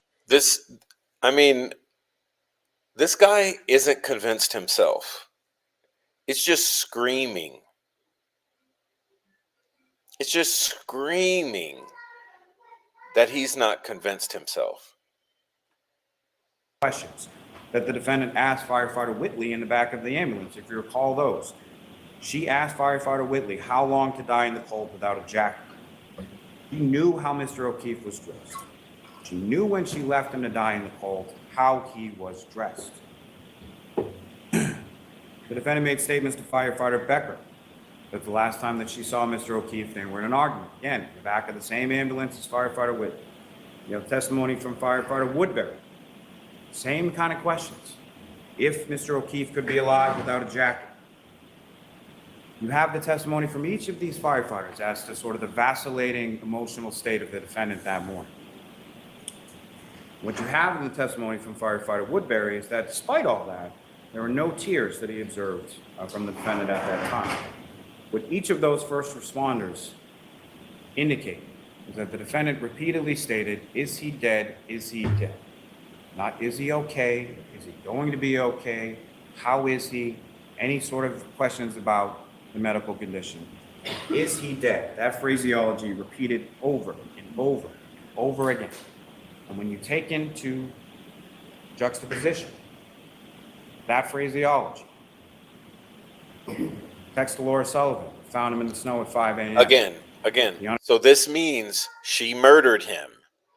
Okay. So once again, an extreme leap, pardon me. I'm concerned with Thomas Frost and Mark Robert Cohen and the leaks in Delphi, but we'll talk about that later. An extreme leap of logic in that these things mean that she murdered John O'Keefe. Accounted for time heading in the direction of 34 Fairview Road, 518 to 535.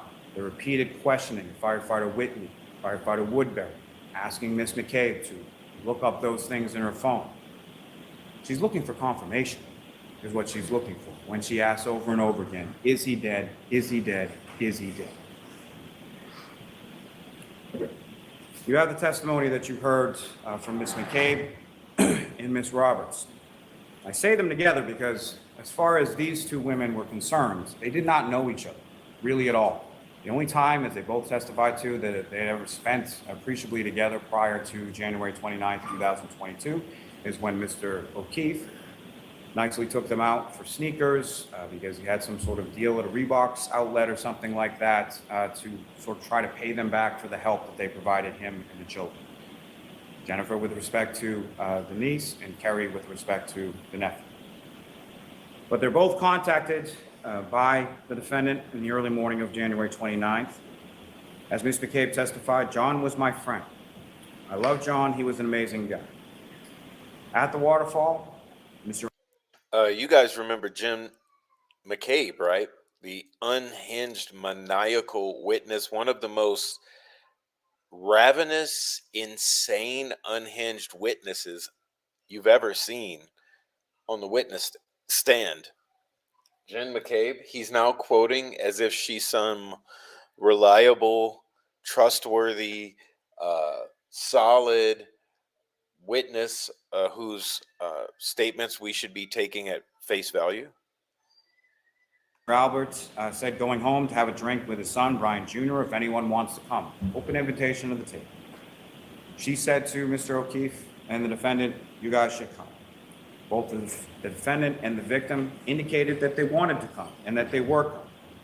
She describes the phone calls and the text messages that she receives from Mr. O'Keefe that she's providing directions. She indicates she's providing them directions to go down Chapman. She describes how that is. And you've heard this testimony from a couple of different witnesses as far as the steepness as you're going down going down Fairview of coming off of Chapman. That you first go down a big, steep hill. It flattens out for a little bit, and then you go down a second hill. 2 hills going down on Chapman. Matching the GPS native location and the health data as far as where Mr. O'Keefe's phone is, a half mile away from 34 Fairview Road, at the time that his health data is reporting that he's ascending or descending 3 flights of stairs. You hear the testimony from Ms. McCabe as far as the last time that she spoke to Mr. O'Keefe. And she's still trying to provide directions to Fairview because Mr. O'Keefe has never been there before and neither has the defendant, which is further corroborated in Trooper Garino's testimony as far as the vehicle passing by Fairview and then coming back in on the other side, having to reverse direction. But she's giving directions and she indicates that she uses a house that Mr. O'Keefe will be familiar with, that belonging to Bella or Bella's mom. Bella's mom is an ex-girlfriend for a short period of time from a long time ago. However, in the defendant's mind, it's so prescient on her. Blah, blah, blah, blah, blah, blah, blah, blah, blah, blee, blee, blee, blee, blee, blah, blah, blee, blee, blee, blah, blah. That she's still talking about the next morning or later on that morning when she's riding, going towards Fairview Road with Miss Roberts and Miss McCabe in Miss Roberts' car. She's still talking about that at that time. It's that much on her mind. Miss McCabe indicated that she looked out and she saw the vehicle initially in front of the front door, as did Mr. McCabe, as did Brian Albert Jr., as did Julie Nagel, as did Ryan Nagel, and the vehicle moved up several times or several spots to where it was then positioned. Initially at some point in front of the door, then it moves up further so that it's in the area of the fire hydrant and the flagpole where Mr. O'Keefe's body was discovered later on that morning, at least by Ms. McCabe and Ms. Roberts, and then moves up further beyond that. And I say that in the sense of it moves up further beyond that with sufficient distance for it to then go in reverse for 62.5 feet at 24.2 miles per hour, striking Mr. O'Keefe and leaving him where he was found later on the 29th. Again, the testimony from Ms. McCabe that about 12:40 when she's texting him, she indicated in her testimony she couldn't be certain if Mr. O'Keefe was still out front or had left at that point. She wakes up to a phone call from John's niece Kaylee at 4:53 in the morning. This is from an 8th grader, 14-year-old girl. That's why she answers the phone at 4:53 in the morning. She then hears the defendant screaming loudly over and over again, "Jen, Jen, Jen. John didn't come home, got in a fight, left him at the waterfall." The variations, the different iterations of that story as it evolves and changes over the course of that morning. Ms. McCabe then indicates to the defendant, "We saw you outside of my sister's house." Then she starts yelling, "Jen, Jen, did I hit him? Could I hit him?" Then they start discussing, or the defendant brings up her cracked tail. And then both Ms. McCabe and Mr. McCabe hear the defendant screaming outside of their home at about 5 o'clock in the morning, or shortly after 5 o'clock in the morning. They go to Mr. O'Keefe's house. And both Ms. McCabe and Ms. Roberts indicate, and you heard this testimony from a number of different witnesses, friends and family of Mr. O'Keefe, that he had a rule, pretty strict rule in his house as far as you take your shoes off when you come in the house. And so what did Ms. McCabe and Ms. Roberts both do when they're entering in that house on January 29th? They take off their boots, they get out in the snow, they take off their boots in the mudroom, and then they walk in. What did they both indicate that the defendant did that morning when she came back to the house? Just walked right in with the shoes. You hear that second voicemail. It's after the defendants arrived back at One Meadows Ave, after her phone is reconnected with Mr. O'Keefe's Wi-Fi. And you can hear the footsteps. Part of that may be in the garage, part of that might be in the house. Why is it that the defendant has no issue with wearing shoes in the house when Mr. O'Keefe has that strict rule? Because she knows where he is. She knows it's not an issue, he's not coming home, because she hit him with her SUV and she left him in the snow. Ms. Roberts and Ms. McCabe are frantically sort of running around the house looking for Mr. O'Keefe. The defendant is not. They then get in the vehicle. They drive back towards Fairview Road. And again, the defendant from the back seat of the vehicle immediately sees the defendant, starts pulling and kicking on the door, and runs in sort of a beeline straight over to where Mr. O'Keefe is laying on the front lawn.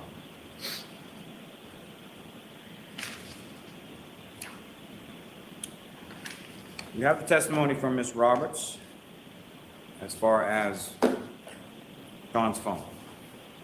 John's phone, when the firefighters pick him up, and you recall several witnesses testifying about that, pick him up on the scoop stretcher and they bring him over to the ambulance while they're conducting the resuscitative efforts trying to save Mr. O'Keefe's life.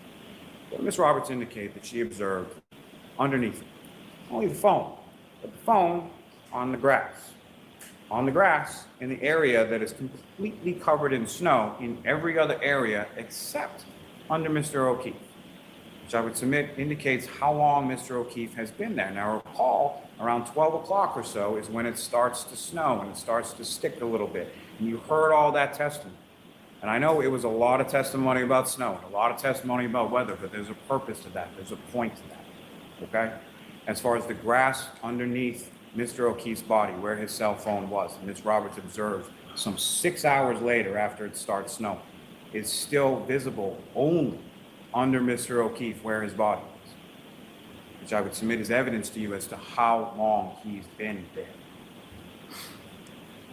Now, on top of that, you also have hours of ring videos of the driveway as far as shoveling and Paul O'Keefe and other people snow blowing and shoveling and all those kinds of things. There's a purpose to that as well.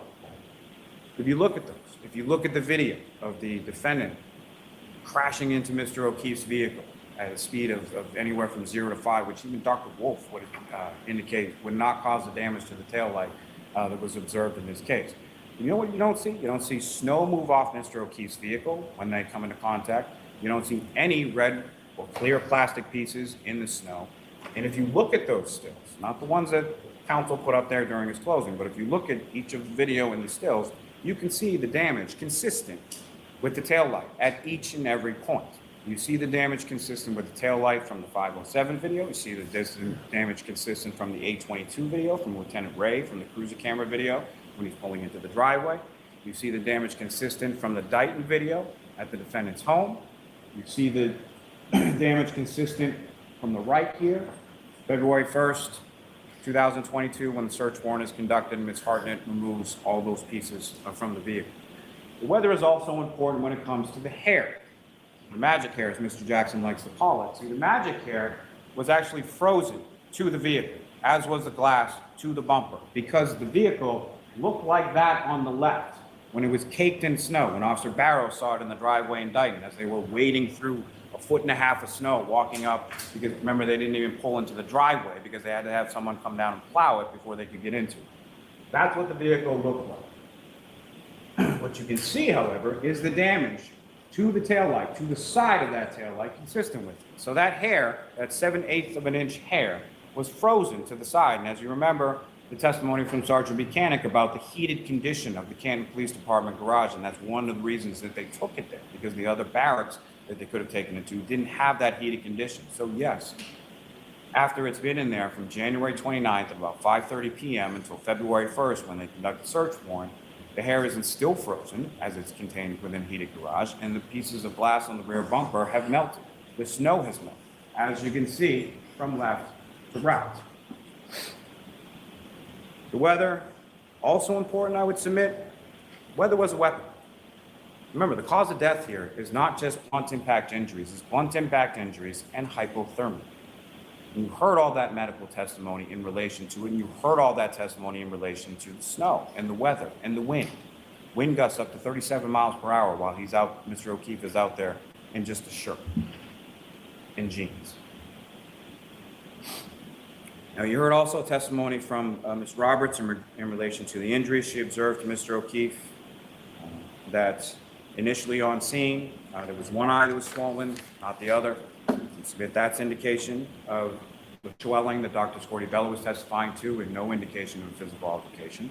And then both eyes being swollen when Ms. Roberts viewed Mr. O'Keefe's body after his passing at the Good Samaritan.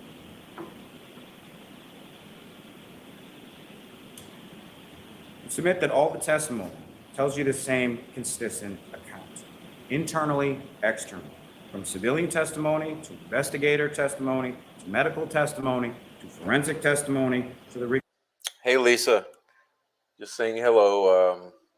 What's up, K West? Also, yeah, this guy is worth stopping at every point possible, because gosh, he's just blah blah blah, wah wah wah. He's like the teacher in Charlie Brown, right? Wah wah wah wah wah wah wah wah. Construction testimony. You have the testimony from Ms. McCabe and Ms. Roberts that they couldn't see Mr. O'Keefe at Fairview when they initially pulled up. You can see that from Officer Saraf's cruiser. You have Mr. O'Keefe being covered in snow from the storm. You know where Mr. O'Keefe's body was. It's clearly visible on the cruiser camera from Officer Saraf. You have the testimony from each of the responding officers, anywhere from 5 to 12 feet off the roadway, and from the civilians as well. Ms. McCabe, Ms. Roberts, Officer Mullaney has 6 inches of snow on Mr. O'Keefe when he first sees him. Firefighter Kelly says that he couldn't even see Mr. O'Keefe until he was 5 feet away, in the darkness, in the snow, in the blizzard conditions. There's no footprints around the body. There's no drag marks around the body. There's no evidence of anything in relation to Brian Albert and Brian Higgins. Brian Albert and Brian Higgins spent January 28, 2022, traveling to New York City to go to a funeral for another police officer, for another department, who they didn't even know. Oh. Traveled all the way down to Oh. New York and then came back. Oh, so this makes them heroes. Okay, this makes them heroes. Don't question them. They're heroes. Don't question the heroes who may have murdered John O'Keefe. Before the blizzard, only to come back from that, Another to leap go in out logic. drinking, to come back to Mr. Albert's house, to then murder another police officer who they did know, who worked for Yes. the same department as them. Yes, And then because it's over criminal- a woman. Because it's a fight over a woman, and things happen, especially with young bucks. Okay, like Colin Albert, things happen, and the dog got involved. Things happened. Mastermind genius that Brian Albert is, 28 years on the Boston Police Department, he's then going to just leave Mr. O'Keefe's body on his front lawn? Really? That's the conspiracy? Yes, because it's too incriminating to move the body with your vehicle. You don't want that DNA in your vehicle. He's a cop. He knows better. He's protecting all his other cop buddies. Okay, so the way you do it, you just drag his ass over there and just fucking leave him right there and make it look like the snowplow got him. What evidence do you have of that? You have statements that the defendant made to Sergeant Buchanan on January 29th. She was willing to speak, but didn't want to give too much detail. Conversational tone throughout. She indicated that the night before, they had gotten into an argument, something about what was fed to the children, nothing about the detailed arguments and incessant phone calls and everything else that you saw from the defendant and Mr. O'Keefe's phone on the 28th. She indicated that she got to C.F. McCarthy's around 9 p.m., started drinking vodka. Incessant phone calls because she's like, where in the fuck is John? Where is John? It's the middle of the night. Where is John? He's supposed to be home. That's why it's incessant. Sodas, the men were drinking beers. When asked where she parked her vehicle, she said she parked on Washington Street across from C.F. McCarthy's, facing northbound on the side, same side as Waterfall. Same testimony that you heard from Ms. Kolakithis, observing the defendant going over to her vehicle, getting in the driver's seat, and the victim, Mr. O'Keefe, getting into the passenger's seat. She said they left the Waterfall, were invited to her residence. She drove her and John to the location in Canton. She dropped Mr. O'Keefe off, did not see him walk into the home. She, being the defendant, stated she made a 3-point turn and then left. When asked about the damage to her vehicle, she indicated to the troopers, "I don't know, it happened last night."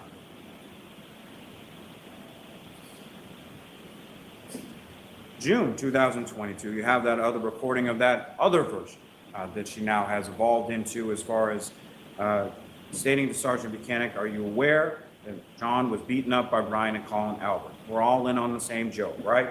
John was pulverized and my taillight was cracked." Sounds like she figured it out pretty quickly. I mean, because that's what it seems like, because there's the evidence that he went into the home. Okay, Brian and Colin Albert were the two big bucks in that home. And if he had beef and they whooped his ass, seems like a logical conclusion to come to. And it seems like she came to that conclusion, or someone told her what happened. What evidence do you have of that? Mr. O'Keefe never went in the house. You have testimony from Nicole Albert, Brian Albert, Jennifer McCabe, Matthew McCabe, Caitlin Albert, All the Brian Albert liars. Jr., All the Sarah liars. Levinson, Julie Nagel. All the liars. All the liars. Everyone who got their story together. All indicating never went in the house. John O'Keefe's phone never went in the house, from the testimony and the data points that you have from Trooper Garino. You know how Mr. O'Keefe was dressed, and you know the defendant knew that. You have the testimony from Kurt Roberts, Jennifer McCabe, Matthew McCabe. How do you explain the Karina Apple Health Kolakithis, data? Nicholas How Kolakithis, do you explain Brian the Albert, Apple Nicole Health Albert, Brian data? Higgins, all indicated in their testimony, and the defendant knew, based on her questions to the firefighters the next morning, that Mr. O'Keefe was not dressed for the weather when he left the waterfall. The weather was a weapon. You have the testimony about the car, the defendant's car being there in front of the house, moving multiple times. You have that from multiple sources. You have that from Matthew McCabe. You have that from Jennifer McCabe. You have that from Brian Albert Jr. You have that from Julie Nagel. You have that from Ryan Nagel. You have the testimony of Ryan Nagel, Ricky D'Antonio, and Heather Maxson. Ms. Baxton indicated she saw a male passenger, female operator as the vehicle was turning. So remember, they're coming towards Fairview at the same time. The defendant, after conducting that reverse or three-point turn on Cedar Crest, is then taking a right onto Fairview, while Mr. Nagel, Mr. D'Antonio, and Ms. Maxon are taking a left onto Fairview. Mr. Nagel indicates that Mr. D'Antonio then flashes lights. During that time, Ms. Maxon can see inside the vehicle. She sees a male passenger. She sees a female operator. They follow the vehicle as they're turning onto the street. Lo and behold, they're going to the same residence. They park. There's nothing in between them and the defendant's vehicle. They indicate that at no time do they see anybody get out of the vehicle. What's at up, no Josh? time do they see any damage to the vehicle, or it hasn't happened yet. At no time do they see anyone leave the vehicle and go into the house. The vehicle moves up on different successive occasions, as testified to by Mr. Nagel and several others. And then as they're passing that vehicle, Mr. Nagel indicates that he sees a female operator in the vehicle with the dome light on. Now, interesting, when I asked Mr. Nagel, as far as when Julie Nagel came out to the vehicle, did he roll down the window or did he open the door? He indicated he opened the door. And I asked him, what happened when you open the door? What happens when you open the door to a vehicle? The dome light comes on. So there's a reason I would submit, or the inference that you can make, is that no one sees Mr. O'Keefe in the vehicle because that's the moment he steps out of the vehicle. And then they're gone. The Nagels, Brian Nagel, Ricky D'Antonio, and Heather Maxon drive away from that. We heard the testimony from Julie Nagel and Sarah Levinson, the peanut butter and jelly sandwich conversation they have with Ms. McCabe, which while they're pulling away from the house where everybody's attention is drawn, Ms. McCabe is turned around facing both of them in the backseat. Ms. Nagel is facing Ms. Levinson on the passenger side, looking out the window towards 34 Fairview Road. Ms. Levinson is looking back at Ms. Nagel away from that area, in which Ms. Nagel indicates that she sees a 5 to 6 foot dark blob on the lawn near the pole in the hydrant, which is just where Mr. O'Keefe is discovered the next morning. You have the testimony recalled, and you have text messages in regard to Colin Albert when he gets picked up from Colin. Mr. Lally, 5 minutes. Yes, sir. Colin Albert, Miss Allison McCabe, Brian Albert, Nicole Albert, Caitlin Albert, Brian Jr., all indicating that it was picked up around that time at 12:10 a.m. You have the testimony from Chris and Julie Albert. They could all be lying, sir. They could all be lying, sir. Come on now. His parents, as far as when he comes home, kisses them goodnight before he goes to bed. You have that testimony in regard to Chris Albert, as far as how John O'Keefe and the defendant come to be at the waterfall in the first place, as far as John O'Keefe and his nephew coming in earlier in the day, getting a couple slices of pizza. What are you doing later on? Contained within those text messages. You have the testimony from Lieutenant O'Hara, Lieutenant Tully, Sergeant Mechanic about those items being recovered. And in particular, the items being recovered on January 29th by that search team. What did Lieutenant O'Hara say? The items were found close to the curb. The items were at ground level. 3 feet of snow that they had to sift through in order to find those particular things. The detail or the delay in the recovery of evidence. The photos in the video, most of which you have in evidence, is earlier in the storm. This is before the 18 inches of snow falls down, before there's drifts and 3 feet of snow in places. They found the evidence where it had been at that same ground level. The whole thing with finding the evidence is highly fucking suspect. Anyone who's followed this case knows that none of that shit makes sense. It's all suspect. It was not found immediately by crime scene processing. Nothing makes sense. It's just like Delphi. It seems all staged. It seems all like a conspiracy, a cover up, a bunch of fucking liars. Come on, man. No one's buying it. In the grass, under the snow, at 34 Fairview Road.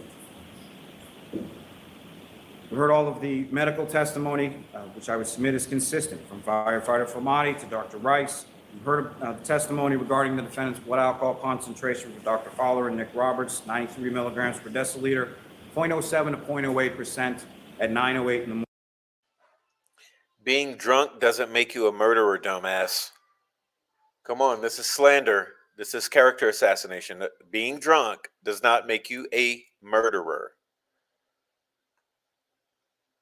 morning.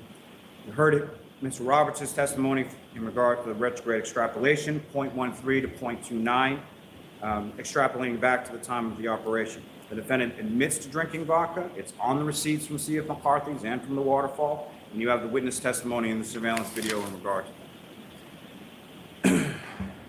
The forensic testimony that you have. In regard to the medical testimony, you have the sort of pattern abrasions, the clear plastic that's recovered by Lieutenant O'Hara and Lieutenant Tully on January 29th. The clear plastic that has the dimples on it.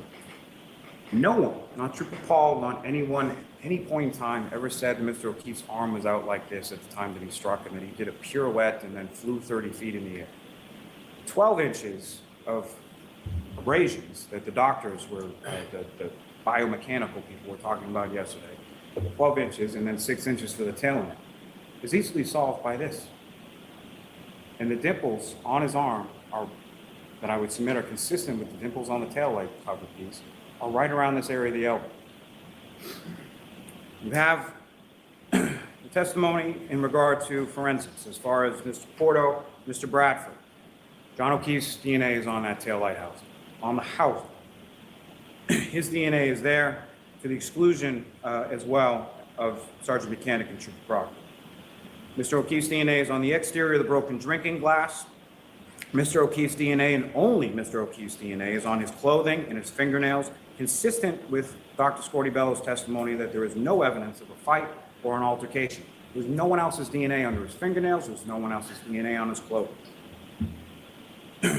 You have the testimony from Ms. Hardman and Trooper Paul as regard to the damage that they observed, the dent, the scratches, the 7/8 of an inch hair. You have the testimony from Ms. Chart in regard to the mitochondrial DNA profile from that hair being consistent with the DNA profile of Mr. O'Keefe. You have the testimony from Ms. Valier and Ms. Hanley in regard to the microscopic pieces, 1/16 of an inch by 1/16. You have 1 minute, Mr. Lally. Wrap it up. Yes, Your Honor. All consistent with the piece of the taillight found. Oh my God. Shut the fuck up, dude. Wrap it up. Mr. Dilly. Good one, Scott. Oh boy. Can we hear her? Can we please? Ms. Gilman, if I could.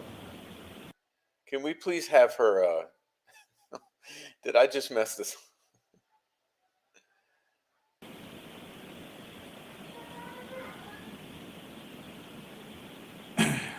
Ms. Gilman, if I could. I didn't go back far enough. 605. This is. Oh my God. She's like, shut the fuck up, dumbass. 30 feet in the air. 12 inches of abrasions that the doctors were, the biomechanical people were talking about yesterday, 12 inches and then 6 inches for the tail end, is easily solved by this. And the dimples on his arm are, that I would submit are consistent with the dimples on the tail light cover piece, are right around this area of the elbow. No, you know what it looks like is a dog bite. It looks like dog bites. I mean, hello? You have the testimony in regard to forensics as far as Mr. Porto, Mr. Bradford. John O'Keefe's DNA is on that tail light house, on the house. His DNA is there to the exclusion as well of Sergeant Mechanic and Trooper Proctor. Mr. O'Keefe's DNA is on the exterior of the broken drinking glass. Mr. O'Keefe's DNA, and only Mr. O'Keefe's DNA, is on his clothing and his fingernails, consistent with Dr. Scortibello's testimony that there is no evidence of a fight or an altercation. There's no one else's DNA under his fingernails. There's no one else's DNA on his clothing. You have the testimony from Ms. Hardman, Trooper Paul, as regard to the damage that they observed, the dent, the scratches, the 7/8. Hold on. Is the 1 minute up yet? Is this 1 minute turning into 5? Of an inch hair. You have the testimony from Ms. Chart in regard to the mitochondrial DNA profile from that hair being consistent with the DNA profile of Mr. O'Keefe. You have the testimony from Ms. Valier and Ms. Hanley in regard to the microscopic pieces, 1/16 of an inch by 1/16. You have 1 minute, Mr. Lally. Wrap it up. Yes, Your Honor. all consistent Good with point. pieces of taillights Point. that are found within his clothing. Microscopic, 1/16 of an inch. Oh my God. What the fuck is wrong with these people? Ms. Gilman, if I could. Oh, now you want to do a presentation? 605, this is what this vehicle looks like backing up at that speed for approximately that distance. There's another, years and years ago, started practicing in Norfolk County in Braintree, what is now We don't need a story. We don't need a story right now, okay? We need to be done. Quincy. Eventually became a far smarter man than myself. Eventually became president of the United States. His name was John Adams. John Adams once wrote, "Facts are stubborn things. And whatever may be our wishes, our inclinations, or the dictates of our passions, they cannot alter the state of the facts and the evidence." What the constellation of the facts and the evidence ineluctably demonstrate here is that the defendant drove her vehicle in reverse for 24.2 miles per hour for 62.5 feet, struck Mr. O'Keefe, causing those catastrophic head injuries, leaving him incapacitated and freezing to death. Mr. Lally, I have to stop you. You've gone over. Okay. I literally have one sentence on you. One sentence I'll give you. Shut the fuck up. From that facts and that evidence, I would submit ineluctably demonstrates her guilt on each of the indictments before you, and I would ask that you find her so. Thank you. All right. I think that was a huge fail. I mean, first of all, it all fell flat. You went over, and then when you were stopped because you had already gone over, then you demanded more from the judge, and she was weak enough to give it to you. That was a pretty sour ending. Don't you agree? Let's hear it again. All right. Thank you.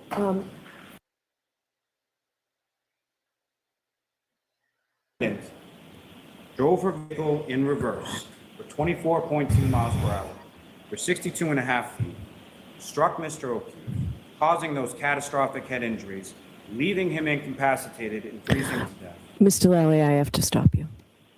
You've gone over. Okay. I literally have one sentence on you. One sentence I'll give you. From that facts and that evidence, I would submit ineluctably demonstrates her guilt on each of the indictments before you, and I would ask that you find her so. Thank you. All right.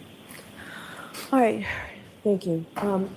Jurors, I have my instructions on the law I'm going to give you. My guess is it's probably about an hour. I'd like to start it now, but does anybody need a short break? We can take a short break. Okay, we'll come back in 5 minutes. All right, jury.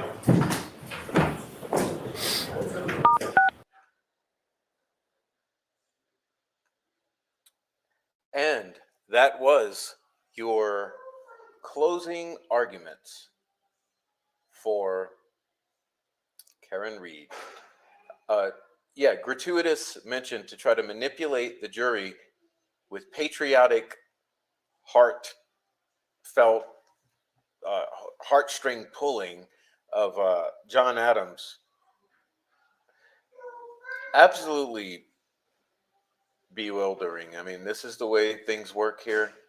I mean, are we not getting a good glimpse into the justice system with the Trump cases, with this case, with the YSL case, with all these cases that are just bewildering? And Delphi.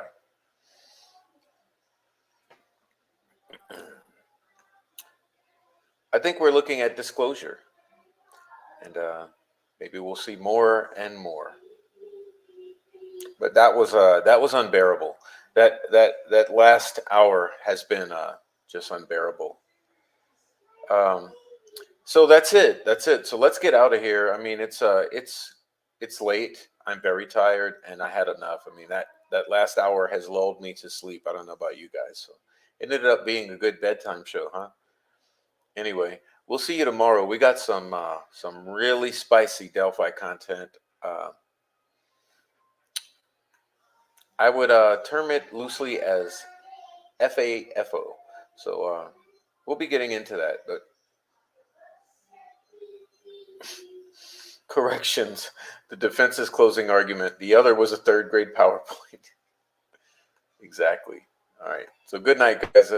To Lisa, Nancy Drew, Simone, Kay West, Fur Baby Daddy. Scott was here earlier. Who else was here? Four Pits was here. I don't know if I've already said Fur Baby Daddy. And Lisa. And everyone who was here earlier, thanks for being here. I hope you appreciate, if you haven't already watched these segments of this stuff. Marianne Foster, good night to you too. Hey, there you go. So until tomorrow, we'll see you later, Gator, and hug your kids, hug your wife, and all that stuff. So good night.